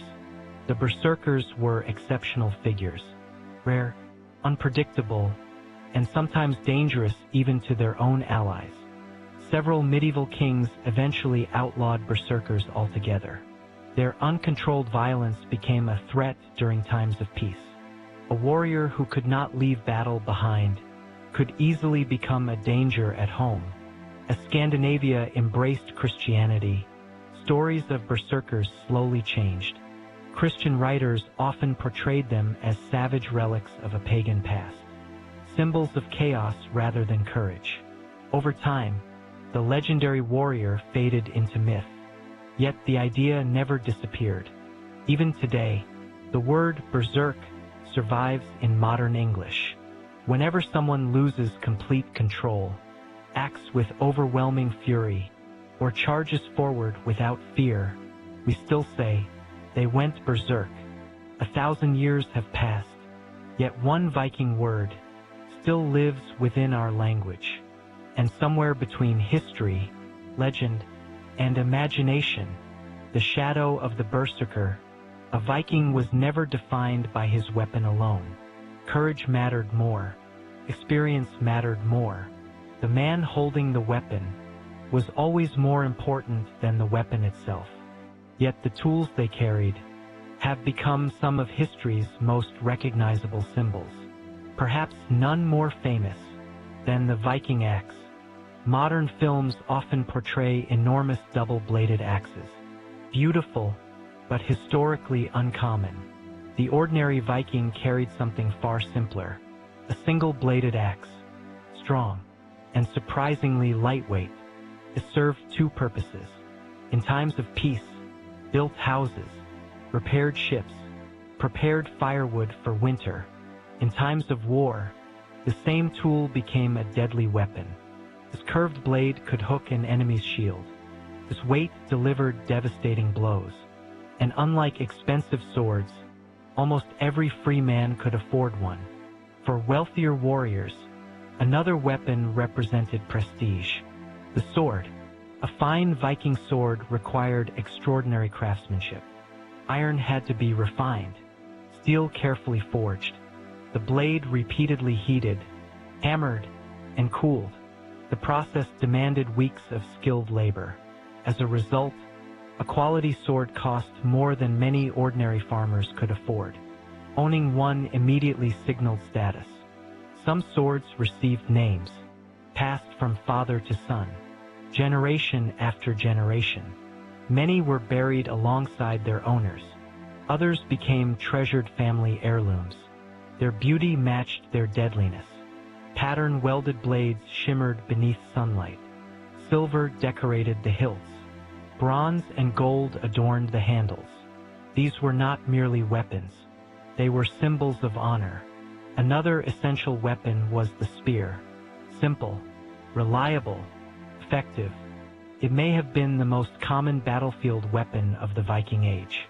A spear required far less iron than a sword, could be thrown or used in close combat. Within a shield wall, rows of spears created an almost impenetrable barrier. Long before swords crossed, spears often decided the battle. Then there was the bow. Many imagine Vikings charging directly into combat, but skilled archers played an important role. From the decks of longships, or behind defensive positions, arrows weakened enemy formations before warriors closed the distance. A well-trained archer could change the outcome of an entire engagement. Protection mattered just as much as attack. The most important defensive tool was not armor. It was the shield, round, constructed from wooden planks, light enough to carry for long distances, strong enough to stop swords, axes, and arrows. At its center stood an iron boss, protecting the hand gripping the shield. Experienced warriors did not simply hide behind it. They fought with it, pushing, striking, deflecting incoming blows. The Viking shield became an active weapon in its own right. When warriors stood shoulder to shoulder, their overlapping shields formed the famous shield wall, a living barrier of wood, iron, and discipline. Breaking that wall required enormous courage, or overwhelming force. Contrary to popular belief, most Vikings wore little armor. A thick wool tunic offered surprising protection. Some wealthier men owned chainmail shirts, thousands of tiny iron rings linked together by hand. Flexible, durable, and incredibly expensive. Only the richest warriors could afford such luxury. Helmets were even rarer. Despite modern imagination, horned helmets almost certainly did not exist on Viking battlefields. That familiar image appeared many centuries later, created by artists and costume designers. Real Viking helmets were practical, made from iron, rounded in shape, designed to protect, not impress. Battles themselves were brutal. There were no uniforms, No standardized commands. no bugles announcing victory, only shouting, steel striking wood, the smell of sweat, mud, blood, and smoke. Victory often belonged not to the strongest warrior, but to the group that remained disciplined the longest, because even the bravest fighter could accomplish little without the shield beside him. The Vikings understood something every successful army eventually learns. Individual courage wins legends, but teamwork wins battles. And on the fields of Northern Europe, that lesson was written again and again in iron. When people imagine the Viking Age, they often imagine endless violence, axes clashing, Village burning. kings fighting for power. Yet there was another side to Viking society, one that rarely appears in popular stories. Law, because even among warriors, order mattered. Without rules, trade could not exist. Families could not inherit land. Communities could not survive. Long before Scandinavia had large cities, its people gathered at public assemblies known as the Thing. These meetings were among the most important events of the year. Farmers traveled for days. Merchants arrived with valuable goods. Chieftains came to settle disputes. Families reunited. News spread from distant lands. A Thing was more than a court. It was also a marketplace, political gathering, a social festival, and the heart of community life. Imagine a wide grassy valley filled with hundreds of people, children running between tents, blacksmiths displaying new tools, merchants offering amber, silver, fine cloth, and beautiful jewelry. Nearby, a serious legal dispute unfolds before the assembled crowd. Everyone watches. Everyone listens. Justice was a public event. There were no permanent judges appointed by a king. Instead, respected community leaders heard the evidence. Witnesses spoke. Both sides presented their arguments. Every decision depended upon reputation, memory, and custom. One remarkable figure stood above all others, the law speaker. His responsibility was extraordinary. He memorized the entire body of Norse law. Year after year, he recited it aloud before the assembly. Nothing was written down. Every law survived through human memory. To forget even a single section could affect the lives of countless people. Punishments varied greatly. Not every crime deserved death. Many disputes ended with compensation, known as wergild or man price. If someone injured another person or caused a death, their family might be required to pay silver, livestock, or valuable property. The exact amount depended upon the victim's status. This system reduced bloodshed.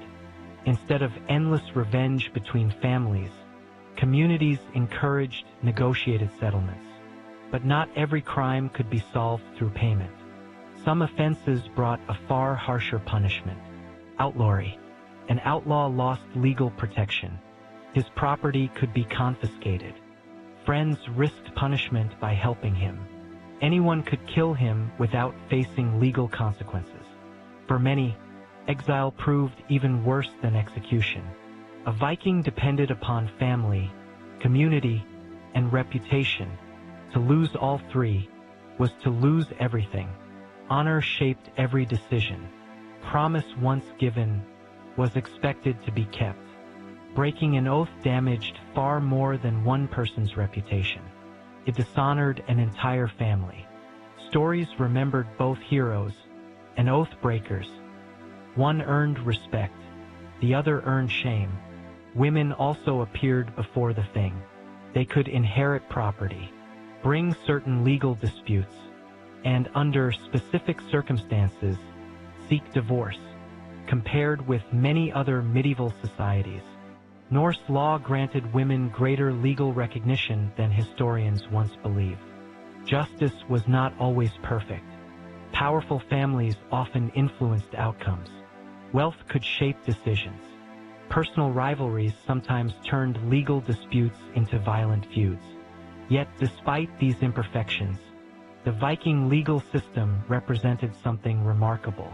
A society attempting to replace endless revenge with public judgment. Centuries later, many Scandinavian traditions of local assembly, Publique participation, and respect for law would continue evolving.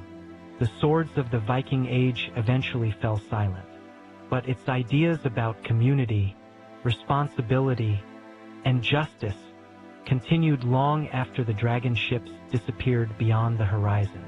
Long before books filled great libraries, before paper became common across northern Europe, the Vikings left their words in stone. Unlike the elegant Latin alphabet used by Christian monks, the Norse wrote with symbols known as runes. Simple, straight, angular, each carefully designed to be carved into wood, bone, or stone. Curved lines were avoided, not because they lacked imagination, but because straight cuts were easier to carve with a knife. The oldest runic alphabet is known today as the Elder Futhark. Its name comes from the first 6 runes: F, U, A, R, K. Centuries later, the Viking Age primarily used a shorter system called the Younger Futhark. Contained only 16 symbols, remarkably few, considering it represented an entire language. To modern readers, the runes appear mysterious, almost magical, and for the Vikings, perhaps they were. According to Norse mythology, the runes were not invented by humans. They were discovered by Odin himself. After hanging upon Yggdrasil for 9 days and nights, he gained the secret knowledge of the runes. From that moment, writing itself became something sacred. More than communication, more than memory, the runes carried power. Some were carved onto swords, seeking victory in battle. Others appeared upon drinking horns, praying for prosperity. Some decorated ships, hoping for safe voyages across dangerous seas. Whether these inscriptions truly possessed magical power or simply reflected deep belief remains impossible to know, but the Vikings clearly treated them with enormous respect. Most everyday writing was practical. A merchant marked ownership. A craftsman signed his work. A traveler left his name behind. Simple messages survive even today. Thor carved these runes. Remember my father. This bridge was built by ordinary people, leaving ordinary memories. Yet some runestones became magnificent monuments. Across Sweden, Denmark, and Norway, thousands still stand. Towering slabs of granite covered with beautifully carved inscriptions. Many commemorate loved ones who never returned. One reads, "In memory of my brother, who died in the East." Another honors a father lost overseas. Others celebrate successful voyages, important alliances, or generous gifts to churches. Every stone tells a deeply human story, one family remembering another. Some runestones became works of astonishing art. Their inscriptions twist around carved dragons, serpents, and intricate knotwork. Every line flows into another, creating patterns that still inspire artists more than 1,000 years later. Not every Viking could read. Literacy remained limited, but many recognized at least some runes, especially those connected with names, ownership, or religious symbols. Knowledge spread through merchants, craftsmen, as Christianity expanded across Scandinavia. Church records, royal documents, religious texts, all increasingly used the Roman alphabet. Yet the runes never disappeared completely. Even centuries after the Viking Age, people continued carving them into wooden objects, farm buildings, and memorial stones. Today, archaeologists continue discovering new runic inscriptions, sometimes hidden beneath church floors, sometimes preserved inside ancient ships, sometimes scratched onto forgotten pieces of wood buried beneath medieval towns. Each new discovery adds another voice, another sentence, another fragment to the story of the Viking world. Their greatest monuments were never castles. They were words, carved patiently into stone, waiting silently for more than 1,000 years to be read once again. While many Vikings sailed west, Ireland, and the Atlantic Ocean, others turned east. Far beyond the forests of Scandinavia, beyond the rivers of present-day Russia, lay a city unlike anything they had ever imagined. Its walls towered above the sea. Its markets overflowed with silk, gold, spices, and precious gems. Its churches glittered beneath enormous golden domes. To the Vikings, it was known as Miklagard, the great city. Today, we know it as Constantinople, the capital of the Byzantine Empire. For many Norse adventurers, simply reaching Constantinople was an achievement beyond imagination. The journey covered thousands of kilometers. They rode along winding rivers, dragged their longships across stretches of land, navigated dangerous rapids, traded with distant peoples, and survived countless hardships before finally reaching the Black Sea. There, the magnificent walls of Constantinople rose before them. Nothing in Scandinavia compared to it. The city held nearly 500,000 people. Its streets bustled with merchants from Africa, Persia, Arabia, India, and Europe. Perfumes filled the air. Silks shimmered in market stalls.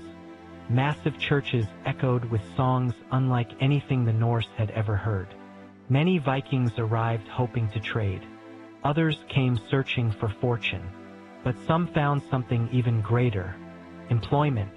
The Byzantine emperors had learned an important lesson. Local soldiers could be influenced by politics, powerful nobles, or ambitious generals. Foreign warriors had no interest in local rivalries. Their loyalty belonged only to the emperor who paid them. Thus emerged one of history's most famous military units, the Varangian Guard. These elite warriors served as the emperor's personal bodyguards. Most were Scandinavians. Later, many Anglo-Saxon warriors joined them after the Norman conquest of England. To become a Varangian was a tremendous honor. The pay was generous, the equipment was exceptional, and the emperor himself depended upon their protection. The Varangians quickly earned an extraordinary reputation. Standing silently beside the imperial throne, their discipline impressed everyone. Unlike ordinary guards, they were expected to remain loyal regardless of political intrigue. When emperors fell, the Varangians often defended them until the very end. some died protecting rulers they had known only briefly. Because loyalty was their duty, the famous Danish axe became their signature weapon. Its long wooden shaft allowed devastating strikes.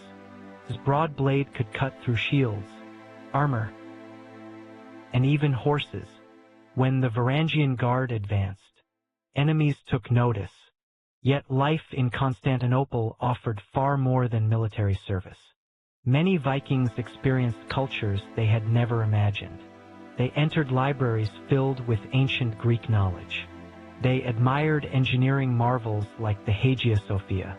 Its immense dome seemed almost to float above the earth. They tasted unfamiliar foods, heard dozens of languages, handled coins of pure gold. Some returned home astonishingly wealthy, bringing silk clothing, religious artifacts, and stories that sounded almost unbelievable. Archaeologists have discovered Byzantine coins throughout Scandinavia, beautiful crosses, luxury goods, and even graffiti carved into the upper galleries of Hagia Sophia itself. One simple inscription reads, "Halfdan was here," a reminder that a Viking stood inside one of history's greatest buildings. More than 1,000 years ago, the Varangian Guard remained in Byzantine service for centuries, long after the Viking Age itself had faded. Their story reminds us that the Vikings were never isolated barbarians living at the edge of Europe. They traveled farther than almost anyone of their age, serving emperors, crossing continents, connecting worlds. Their longships had carried them from frozen fjords to the richest city on earth. And in doing so, they became part of a story far greater than Scandinavia alone. Every age has its final giant. For the Viking Age, that giant was Harald Hardrada. His name meant Harald the Hard Ruler. It was not a title he chose for himself. It was a reputation he earned. Born around the year 1015, Harald entered a world already changing. Christian kings ruled much of Scandinavia. The great age of Viking raids was fading, but Harald refused to believe that the age of heroes had ended. As a young man, he fought beside his half-brother, King Olaf II of Norway. Olaf hoped to unite Norway beneath a single Christian crown. But in 1030, everything collapsed. At the Battle of Stiklestad, Olaf was killed. The Norwegian army shattered. Harald, barely 15 years old, escaped with his life. Most men would have disappeared into obscurity. Harald chose another path. He fled east, crossing forests and endless wilderness. Eventually, he reached Kievan Rus. There, his reputation as a fearless warrior began to grow. But Harald dreamed of something greater. Far to the south, beyond the Black Sea, lay Constantinople, the richest city in Europe, the home of the Varangian Guard. Harald entered imperial service and quickly distinguished himself. Byzantine records and Norse sagas describe campaigns across the Mediterranean. He fought in Sicily, against Arab armies, in the Balkans, across Asia Minor. Some accounts even place him in Jerusalem. Not every detail can be confirmed, but historians agree on one point. Harald became one of the empire's most respected foreign commanders. Battle after battle, victory after victory, his wealth increased enormously. Gold, silver, jewels, fine silk. He carefully sent much of his fortune back to trusted allies in Kievan Rus, preparing for a future few yet imagined. After years abroad, Harald returned to Scandinavia, no longer a wandering exile, but one of the wealthiest warriors in Europe.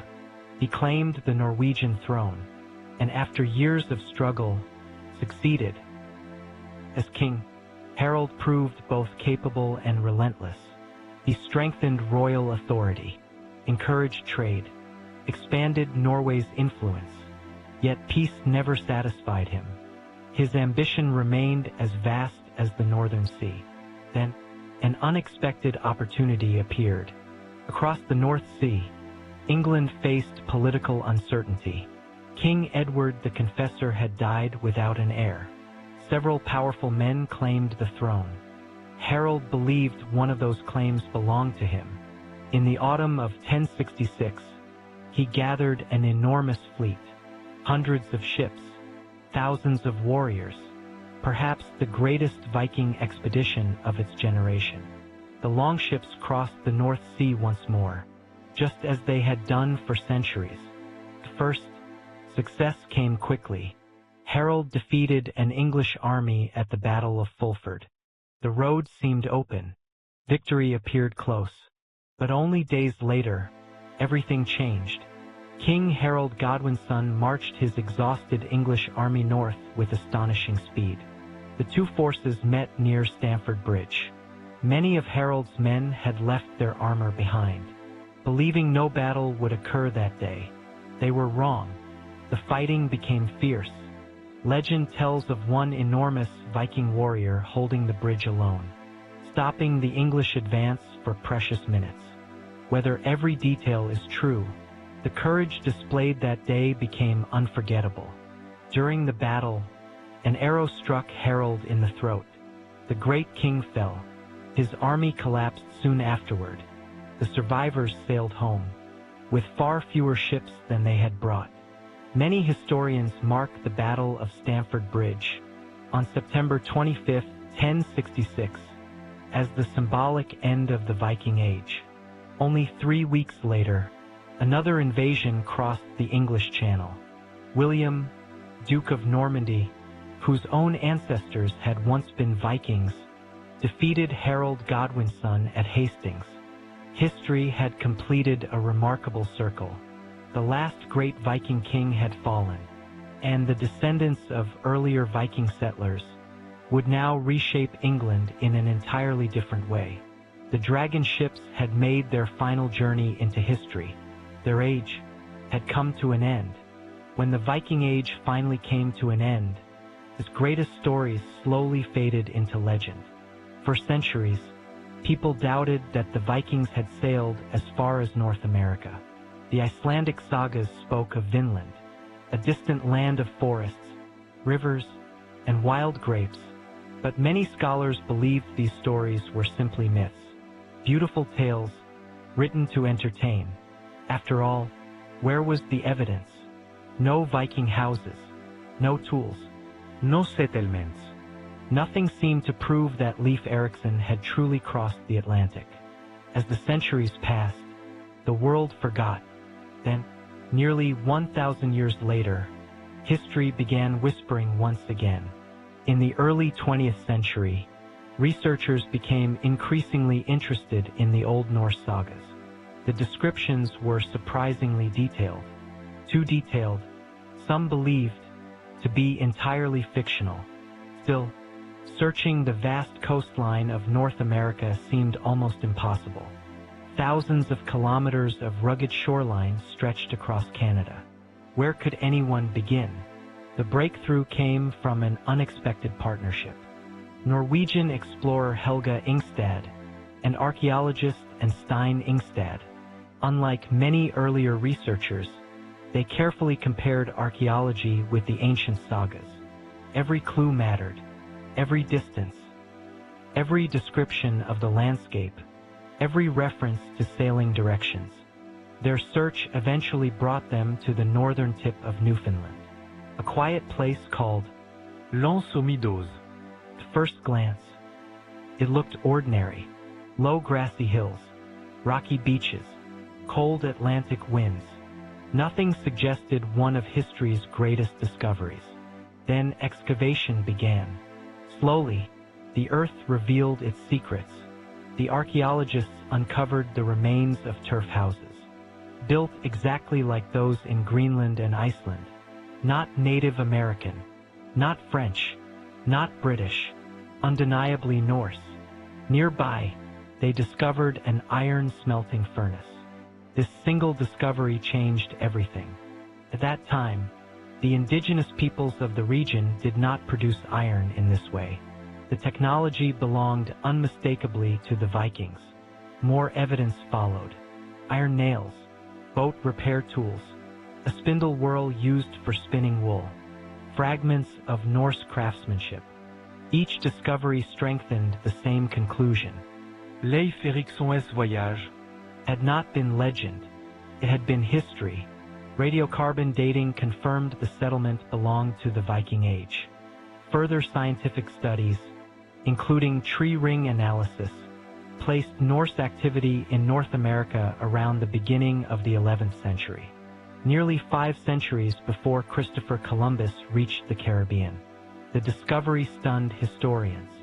It forced textbooks to change. For generations, many believed Columbus had been the first European to reach the Americas. Now, the evidence told a more complicated story. The Vikings had arrived first, not to conquer, not to build an empire, but to explore. The settlement itself remained small, perhaps no more than a seasonal base, a place to repair ships, gather timber, hunt wildlife, prepare for the return voyage to Greenland. Its isolation made permanent settlement extremely difficult. Distance, harsh weather, limited supplies, and occasional conflict with indigenous communities all worked against long-term survival. Eventually, the Norse departed. The buildings slowly collapsed. Grass covered the roofs.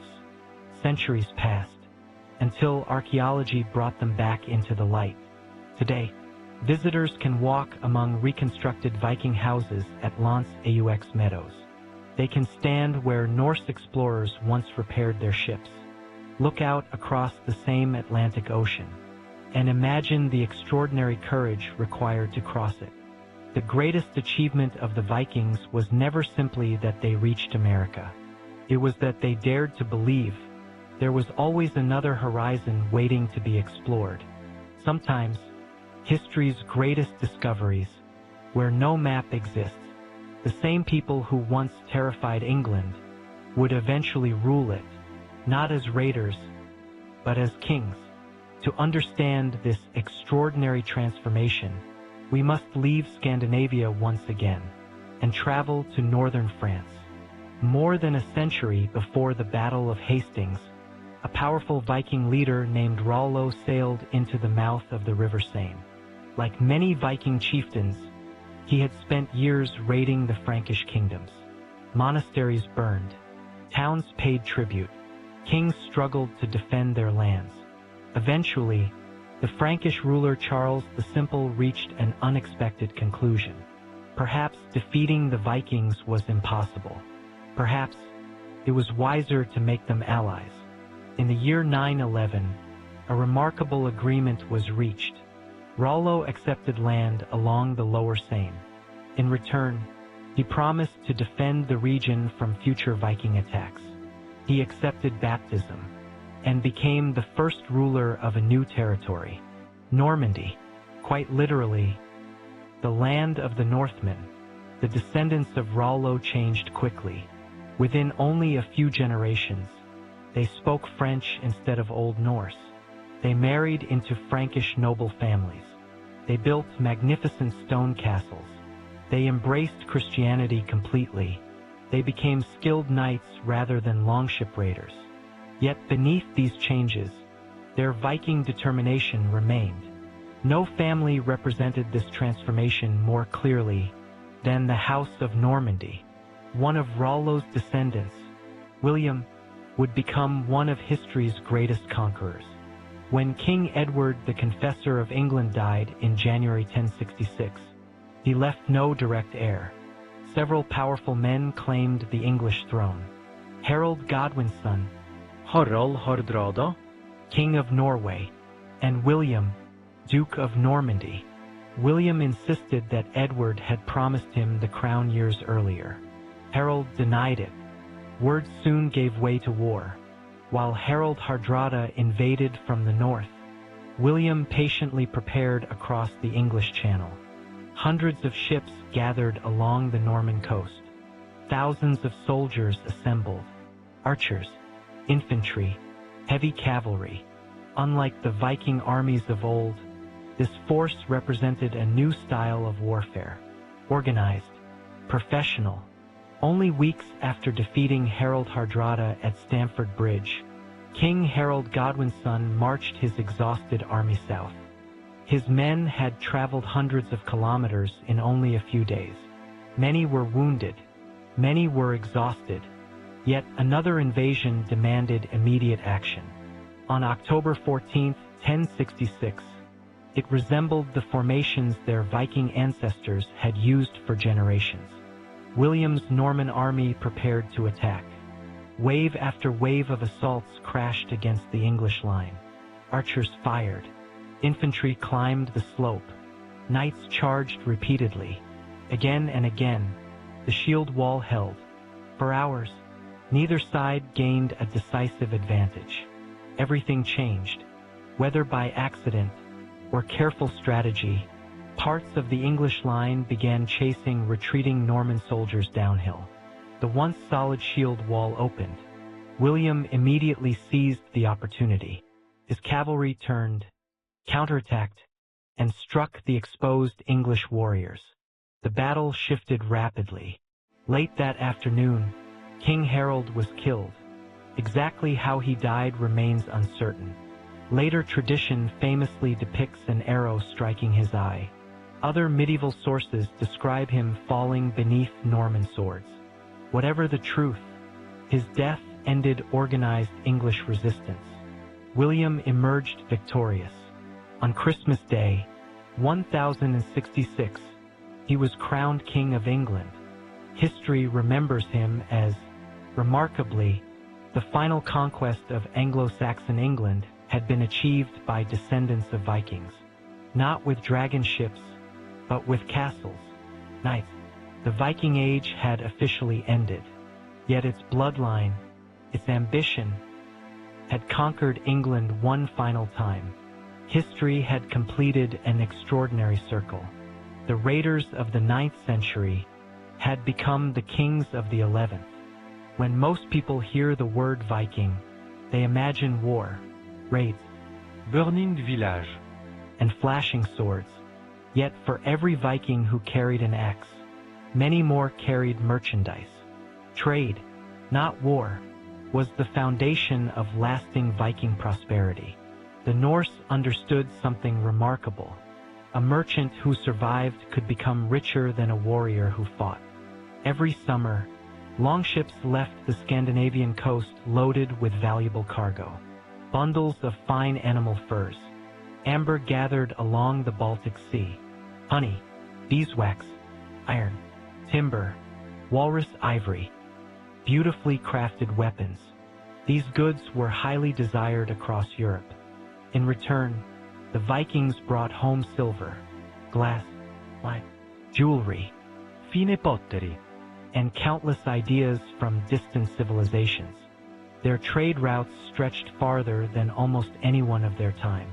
To the west, they sailed to England, Ireland, Scotland, the Faroe Islands, Iceland, Greenland, and eventually North America. To the south, they reached the Frankish kingdoms, the Mediterranean, Italy, and the Byzantine Empire. To the east, their journeys became even more extraordinary. Following rivers through modern Russia and Ukraine, they traveled thousands of kilometers toward the Black Sea and the Caspian Sea. The rivers became medieval highways. Longships moved silently through endless forests. Whenever waterfalls or rapids blocked the way, entire crews lifted the ships onto wooden rollers, dragging them across land before returning them to the water. It demanded incredible endurance, but the rewards justified every hardship. Eventually, these routes connected Scandinavia with the great Islamic caliphates. Cities like Baghdad were among the richest places on earth. Their markets overflowed with spices from India, silk from China, glass from Persia, precious metals from distant mines. Arab merchants eagerly purchased northern goods, especially high-quality furs, walrus ivory, and amber. In exchange, silver flowed northward. Today, Archaeologists have uncovered hundreds of thousands of Islamic silver coins buried across Scandinavia. Many still bear Arabic inscriptions. Imagine the journey of just one coin, minted in Baghdad, carried by camel across the desert, loaded onto a riverboat, traded to a Viking merchant, transported thousands of kilometers north, until finally, it rested inside the pocket of a farmer in Sweden. Trade also transformed Viking towns. Birka, Hedeby, Koppang, and Ribe became bustling commercial centers. Ships arrived almost daily. Languages from across Europe echoed through busy marketplaces. Silver was weighed on delicate bronze scales. Business depended upon trust. A dishonest merchant quickly lost his reputation. And reputation was everything. The Vikings did not simply trade objects. They exchanged knowledge, new farming techniques, shipbuilding ideas, religious beliefs, scientific observations. Every journey expanded their understanding of the world. Many young Vikings who first sailed as traders later became explorers. Others became diplomats. Some entered foreign military service. Trade opened doors that war never could. Perhaps the greatest lesson of the Viking Age is this. The same ships capable of carrying warriors were just as capable of carrying merchants. The same sea that separated kingdoms also united civilizations.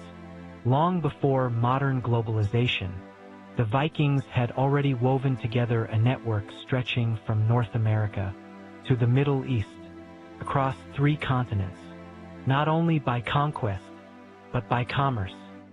And in many ways, not with swords, but with honest trade. A civilization is remembered not only by its battles, but by its celebrations, its weddings, its funerals, its quiet moments between the storms. The Vikings understood this well. Life in Scandinavia was uncertain. A harsh winter, a failed harvest, or a dangerous voyage could change everything. Perhaps that is why they celebrated every moment they could. A successful harvest deserved a feast. The return of a longship called for music. A wedding united not only 2 people, but 2 families, and even death was marked with ceremony rather than silence. The greatest feasts took place inside the longhouse. As darkness settled over the frozen landscape, the great hall slowly filled. Torches flickered against wooden walls. The central fire crackled warmly. Smoke drifted lazily toward the roof. Long wooden tables stretched from one end of the hall to the other. Families gathered together. Neighbors arrived carrying gifts. Travelers were welcomed. Hospitality was considered a sacred duty. A stranger who entered peacefully was offered food, warmth, and shelter. No one knew when they themselves might one day depend upon the kindness of another. The meal itself reflected months of preparation. Roasted pork, fresh salmon, smoked lamb, barley bread, butter, cheese, wild berries preserved from summer, and whenever fortune allowed, sweet honey transformed into mead, the famous drink of celebration. As wooden cups were raised, stories began. Skalds, the poets of the Viking world, rose to their feet. They recited heroic tales from memory, stories of Odin, legendary kings, great voyages, lost friends, and impossible battles. These performances entertained the guests, but they also preserved history. Long before books became common, the poets were living libraries.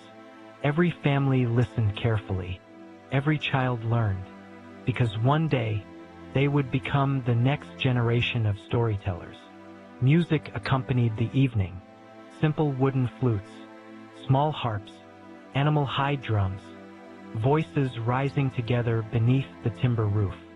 The melodies were unlike those of southern Europe. Slower, haunting, echoing the forests, the mountains, and the endless sea. Weddings were among the happiest occasions of Viking life. Families negotiated agreements, livestock, dowries, future inheritance. Everything had to be carefully arranged. Yet once the ceremony began, joy replaced negotiation. The bride wore her finest clothing. Beautiful oval brooches fastened her dress. Glass beads reflected the firelight. The groom carried himself with quiet pride. Guests exchanged gifts. Blessings were offered. Great feasts continued late into the night. Marriage was more than romance.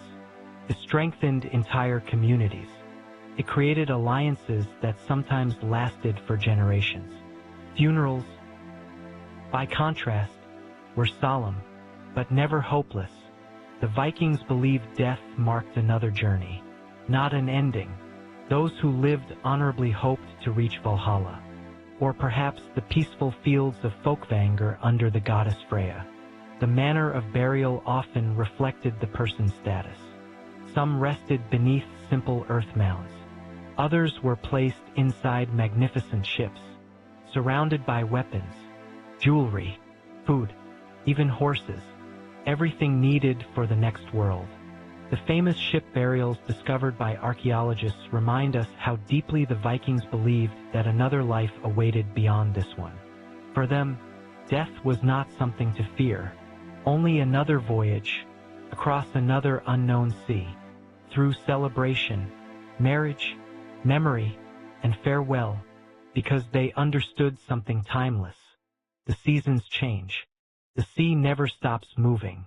Treasure them. And when the final voyage comes, meet it with courage.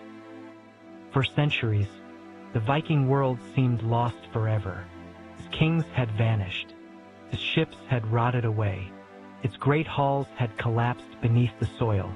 The sagas survived, but many believed they contained more legend than truth. Then, the earth began to speak. Archaeology changed everything. Every buried object, every forgotten grave, every fragment of wood, became another voice from 1,000 years ago. One of the most extraordinary discoveries came in Norway. In the year 1904, workers uncovered a massive burial mound near the Oslo fjord. As archaeologists carefully removed layers of earth, something astonishing appeared: the graceful curve of an enormous wooden ship. It would become known as the Oseberg ship. More than 21 meters long, its bow and stern rose elegantly into the air. Intricate carvings covered nearly every surface. Twisting animals, serpents, and mysterious knotwork, even after more than 1,000 years beneath the ground. But the greatest surprise waited inside. The ship had not been built for war. It had become a tomb. 2 high-status women rested within the burial chamber, surrounded by extraordinary treasures: beautiful sleds, wooden carts, Fine textiles. cooking equipment, animal remains, even the skeletons of horses and dogs. Everything suggested a belief that life continued beyond death. The discovery transformed our understanding of Viking women. These were not forgotten figures. They had clearly held wealth, influence. Only a few years later, another remarkable ship emerged: the Gokstad ship.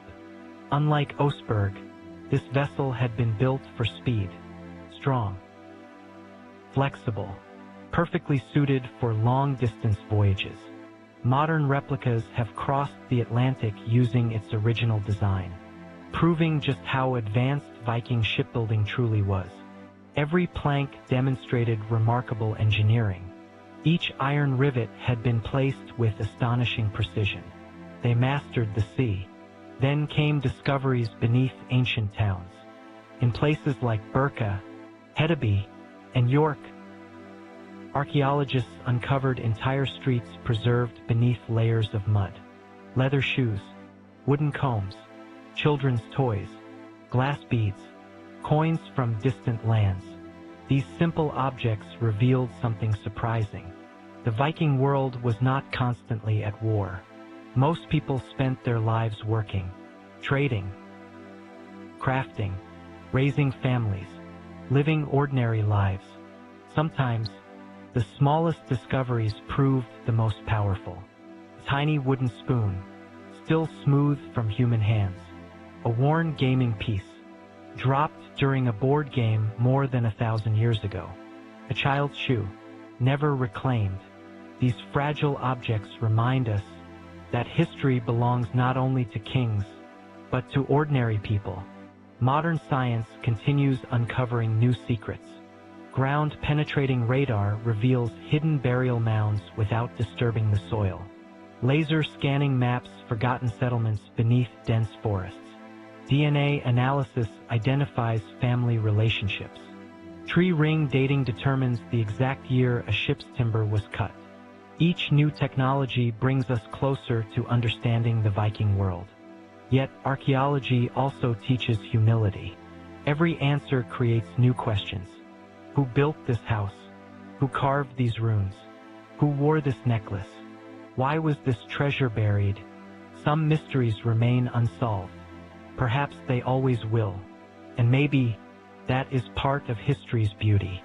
Forests and quiet hillsides across northern Europe, silently keeping its secrets until someone is willing. Close your eyes and picture a Viking. What do you see?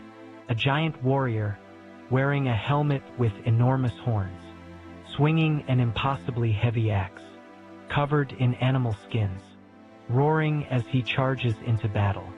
For more than a century, this image has appeared in films, television, video games, and popular culture.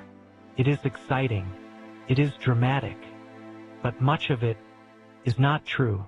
The real Vikings were far more interesting than the myths. Perhaps the greatest misconception is the famous horned helmet. Almost every modern depiction includes one. Yet archaeologists have never discovered a genuine Viking battle helmet with horns. Not one. The image actually became popular during the 19th century. Horns looked impressive beneath stage lights. The design became famous, and eventually, people assumed it was historical. Real Viking helmets were practical, rounded, made of iron, sometimes reinforced with a nose guard. Their purpose was survival, not decoration. Another common myth portrays every Viking as a towering giant. In reality, most Scandinavian men stood only slightly taller than many other Europeans of their time. Good nutrition gave them an advantage, but they were not enormous superhuman warriors. Strength came from hard work, years of farming, sailing, fishing, and building, not from extraordinary size. Movies often show Vikings dressed almost entirely in leather, dark clothing, heavy fur, studded armor. The reality was surprisingly colorful. Archaeological discoveries reveal garments dyed blue, red, green, yellow, and purple. Wealthy Vikings enjoyed brightly colored clothing. Fine vol, imported silk, beautiful embroidery. Fashion mattered. Appearance reflected status. The Viking world was far more vibrant than modern films suggest. Then there is the famous double-bladed battle axe. Certainly looks impressive on screen, yet historical examples are extremely rare. Carefully balanced, powerful enough for battle. Practicality always came first. Hollywood also loves portraying Vikings as filthy barbarians, covered in mud, with tangled hair and broken teeth. Archaeology tells a different story. Excavations have uncovered combs made from antler, tweezers, ear cleaning tools, razors, even small mirrors. Personal grooming clearly mattered. In fact, English writers sometimes complained that Viking men were too well groomed, bathing regularly, combing their hair, and attracting local women. Not exactly the image of uncivilized savages. Another misconception suggests the Vikings spent every day fighting. The truth is far quieter. Most Vikings never participated in a major battle. Their lives revolved around farming, fishing, trading, craftsmanship, marriage, children, harvests, and surviving harsh winters. Raiding occupied only a small part of Viking society. Yet it dominates modern storytelling because conflict is easier to dramatize. Popular culture also exaggerates Viking brutality. Yes, they could be ruthless. War in the Middle Ages was often brutal everywhere. But the Vikings also established laws, conducted international trade, created remarkable works of art, built advanced ships, and founded thriving settlements across Europe. They were builders. Perhaps the greatest misunderstanding is believing the Vikings belonged to a single nation. They did not. There was no united Viking empire. There were many kingdoms, many chieftains, many competing families. Norwegians, Danes, Swedes, each followed their own leaders. Just as often, they fought each other.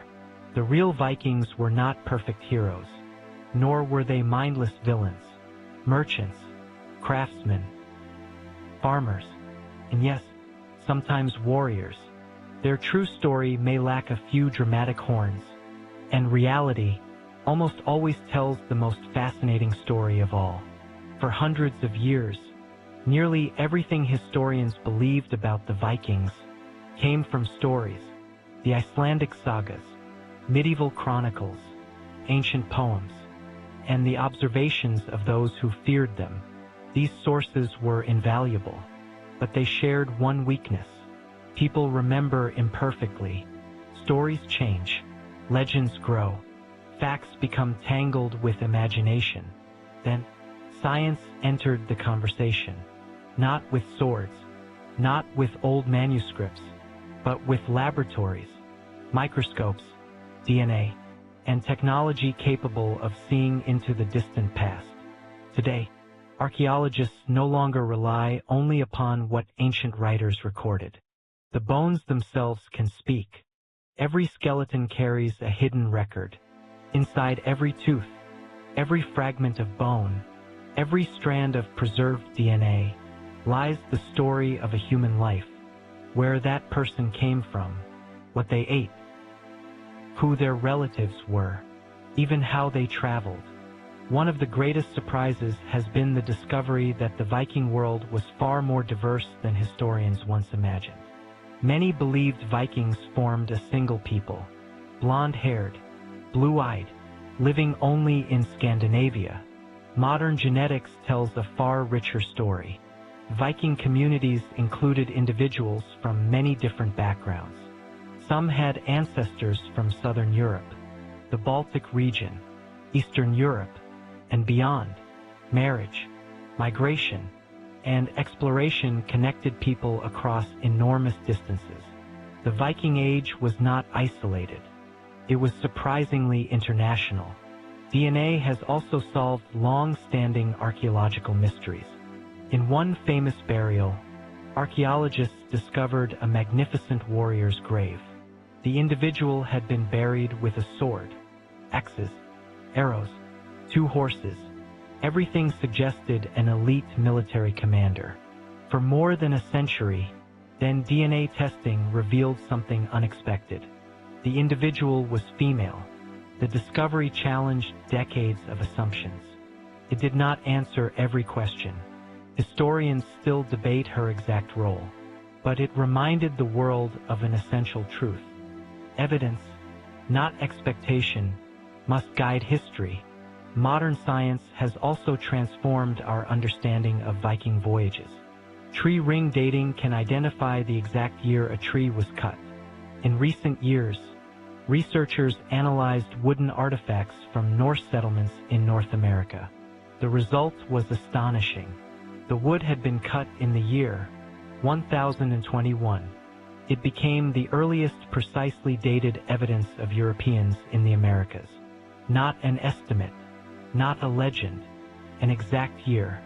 Science had confirmed what the sagas had quietly suggested for centuries. Chemical analysis reveals even more. Tiny traces preserved inside human teeth show what people ate throughout their lives. Fish, barley, meat, wild plants, Even periods of famine can sometimes be detected. Bones reveal old injuries, broken arms, healed sword wounds, arthritis from decades of rowing. The human body remembers long after memory fades. Technology continues advancing every year. Ground-penetrating radar discovers hidden settlements without disturbing the Earth. Three-dimensional laser scanning recreates ancient ships in astonishing detail. Artificial intelligence helps reconstruct damaged runic inscriptions once thought impossible to read. Each innovation brings us closer, not to changing history, but to understanding it more clearly. And perhaps that is the greatest lesson modern science offers. History is never truly finished. Every generation asks new questions. Every discovery reshapes old assumptions. The Vikings themselves would likely understand this. They spent their lives searching beyond the horizon. Today, scientists continue that same journey. Only now, the unexplored world lies beneath the soil, inside forgotten bones, and within the silent language of ancient DNA. The tools have changed. Has not. The Viking Age ended nearly 1,000 years ago. Its kings are gone. Its longships rest quietly inside museums. Its great halls have returned to the earth. And yet, the Vikings never truly disappeared. They still surround us, often in ways we never notice. Walk through the streets of northern England. Many town names end with by, Grimsby, Derby, Whitby. The ending comes from the Old Norse word meaning village or settlement. Every signpost becomes a quiet reminder that Viking families once lived there. Travel across Scotland, Ireland, or northern France. The landscape itself tells the same story. Ancient farms, old ports, hidden burial mounds, forgotten runestones. The land remembers even when people forget. The English language also carries Viking fingerprints. Every single day, millions of people unknowingly speak Old Norse words. Sky, window, knife, egg, husband, wrong, skin, take, give, even the simple word, they. Language became one of the Vikings' greatest conquests, not through force, but through everyday conversation. Modern democracy also owes a small debt to the Viking world. Long before many European kingdoms developed representative assemblies, Scandinavian communities gathered at the Thing. Ordinary free men debated laws, settled disputes, and witnessed public decisions. The system was imperfect, yet it reflected an important principle, that communities function best when people participate together. Scandinavian societies would continue building upon that tradition for centuries. Even today, the Nordic countries are often recognized for strong civic institutions. Their roots stretch surprisingly deep into the Viking past. The Vikings also changed how humanity viewed exploration. They refused to believe that oceans marked the edge of the world. Instead, every distant coastline represented another opportunity. That same spirit continues today. Scientists exploring Antarctica, divers descending into the deepest trenches, astronauts traveling beyond Earth. Each follows the same ancient instinct, to ask, what lies beyond? Popular culture continues retelling Viking stories. Books, films, television, video games. Some portray them accurately. Others embrace myth more than history. Yet every generation finds something meaningful in their story. Some admire their courage, others their craftsmanship. The Viking it needs. Empires eventually fall. Battles fade into memory. Endures. Every child who looks toward the stars. Every explorer studying an unknown landscape. Every researcher searching for forgotten history. The Vikings sailed toward unknown horizons. That belief still shapes humanity today. The dragon ships no longer cross the North Sea, but their greatest voyage continues, whenever someone chooses discovery over fear, over comfort, and hope, over the certainty of staying safely ashore. As our journey through the Viking Age slowly comes to an end, one final question remains. Why do we still tell their story? Great kingdoms have risen, only to disappear. Magnificent cities have been swallowed by deserts. Powerful empires have faded into silence. Yet the Vikings remain, not because they ruled the largest empire. They did not. Not because they possessed the greatest wealth. Others surpassed them. Not because they built the tallest monuments. Many civilizations left grander architecture. The Vikings are remembered because they changed the way people imagined the world. For generations, the Northern Sea had been viewed as a barrier, a dangerous edge beyond civilization. The Vikings looked at the same water and saw a road. Every horizon became an invitation. Every distant coastline, possibility. That single idea transformed history. It led to the discovery of Iceland, the settlement of Greenland, the first known European voyage to North America, the opening of vast trade routes stretching from the Arctic to the Middle East. Their courage was not the absence of fear. No sailor crossed the North Atlantic without fear. Storms destroyed ships. Ice trapped entire crews. Fog hid dangerous coastlines. Many never returned home, yet they sailed anyway. That is courage. That people cannot be understood through a single story.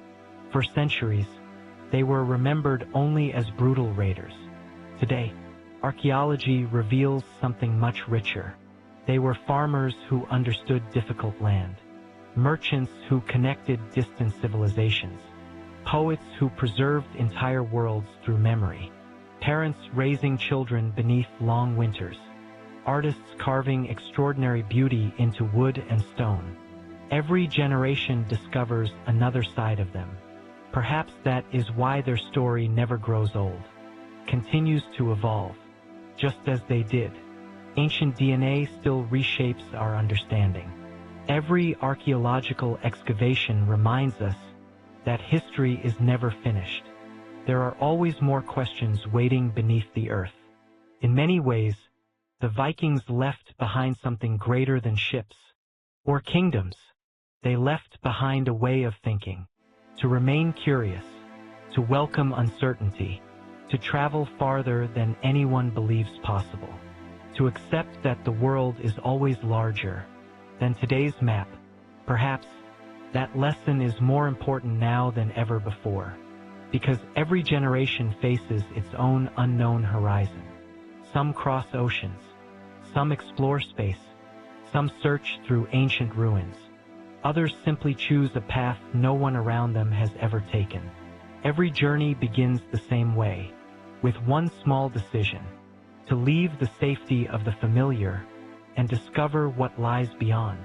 The Vikings understood that truth, and perhaps that is why, even after 1,000 years, their story continues to sail across history, not as a tale of conquest, but as a timeless reminder that humanity moves forward, one brave voyage at a time.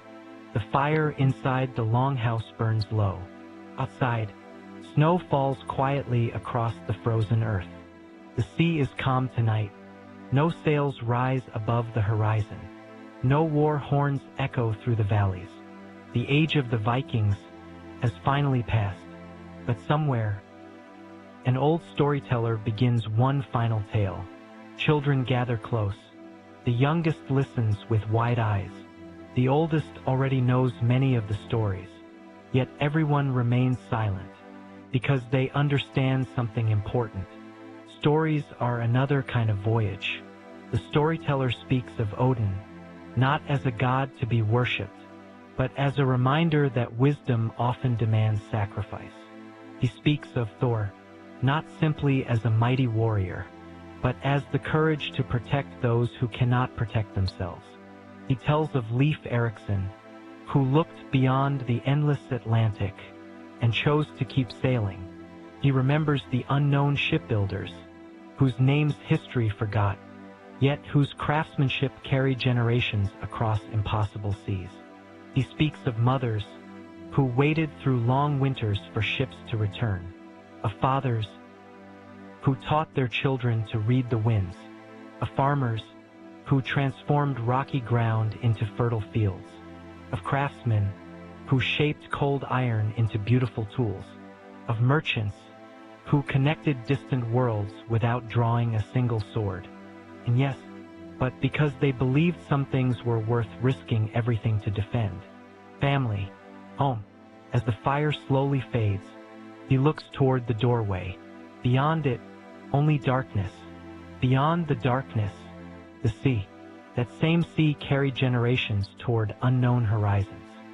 Some returned home, some never did. Yet every voyage changed the world in ways its sailors could never have imagined. Perhaps that is the greatest truth history teaches us. We rarely know which journey will matter most. The small decision to leave home, the quiet act of kindness to a stranger, the courage to ask one more question, the willingness to sail one little distance farther. History is built from such moments, but by ordinary people, yet whose choices continue shaping the future. The Vikings never knew that 1,000 years later, people around the world would still speak their words, study their ships, read their stories, walk through the ruins of their settlements, or stand quietly before their burial mounds. They simply lived, worked, dreamed, explored. Now, the wind rises gently once more. Far beyond the shore, the waves continue their endless rhythm. They are the same waves that carried the first longships into history, the same waves that welcomed them home. And perhaps, you can almost hear it, disappearing beyond the horizon, where it will continue sailing, for as long as people choose to remember, our journey has come to its end. The fire inside the longhouse has grown quiet. The last embers glow softly beneath the ashes. Outside, the northern wind still moves across the mountains, just as it did 1,000 years ago. The stars remain exactly where Viking sailors once found them. The North Star, watching silently over every voyage, every hope, every farewell. Tonight, there are no battles left to fight, no kingdoms left to conquer, no storms left to outrun, only the gentle sound of waves, meeting an ancient shore. Imagine standing beside a quiet fjord. The morning mist drifts slowly across the water. Pine forests cover the distant hills. A single longship rests peacefully at its mooring. The sail folded, its voyage complete. For centuries, people remembered the Vikings for their strength. Strength was never their greatest gift. Perhaps it was curiosity, the courage to ask, what lies beyond? Beyond the next island, beyond the next sea, beyond the edge of every known map. Because of that question, human history changed. The world became larger, the impossible became possible, and new horizons appeared where none had existed before. Their ships have vanished, their kingdoms have faded, even their language has changed with time, yet their greatest legacy survives. Not in museums, not in ancient swords, not even in weathered runestones. It survives inside every person who refuses to stop exploring, every scientist searching for answers, every sailor crossing unfamiliar waters, every child looking toward the stars, wondering what waits beyond them. That spirit is timeless. History often remembers the loudest moments, the battles, the victories, the defeats. But life is usually made of quieter things. A family sharing supper beside a warm fire, a craftsman carving wood with patient hands, a mother watching her children play, a father teaching his son how to read the wind, a friend waiting at the shoreline. Those quiet moments were the true Viking Age, and perhaps they are the moments that matter most. The wind becomes gentle, The dragon ship slips silently into the mist, its outline becoming smaller and smaller. Others end with silence. This one ends with gratitude. Thank you for walking through history, for crossing oceans, for standing beside ancient kings, forgotten farmers, fearless explorers whose lives shaped the world. As you rest tonight, may your dreams be peaceful. May the sea remain calm, and may curiosity, the greatest gift the Vikings left behind, toward horizons still waiting to be discovered. Good night, and thank you for sharing this voyage through history. Sleep well. The sea will remember.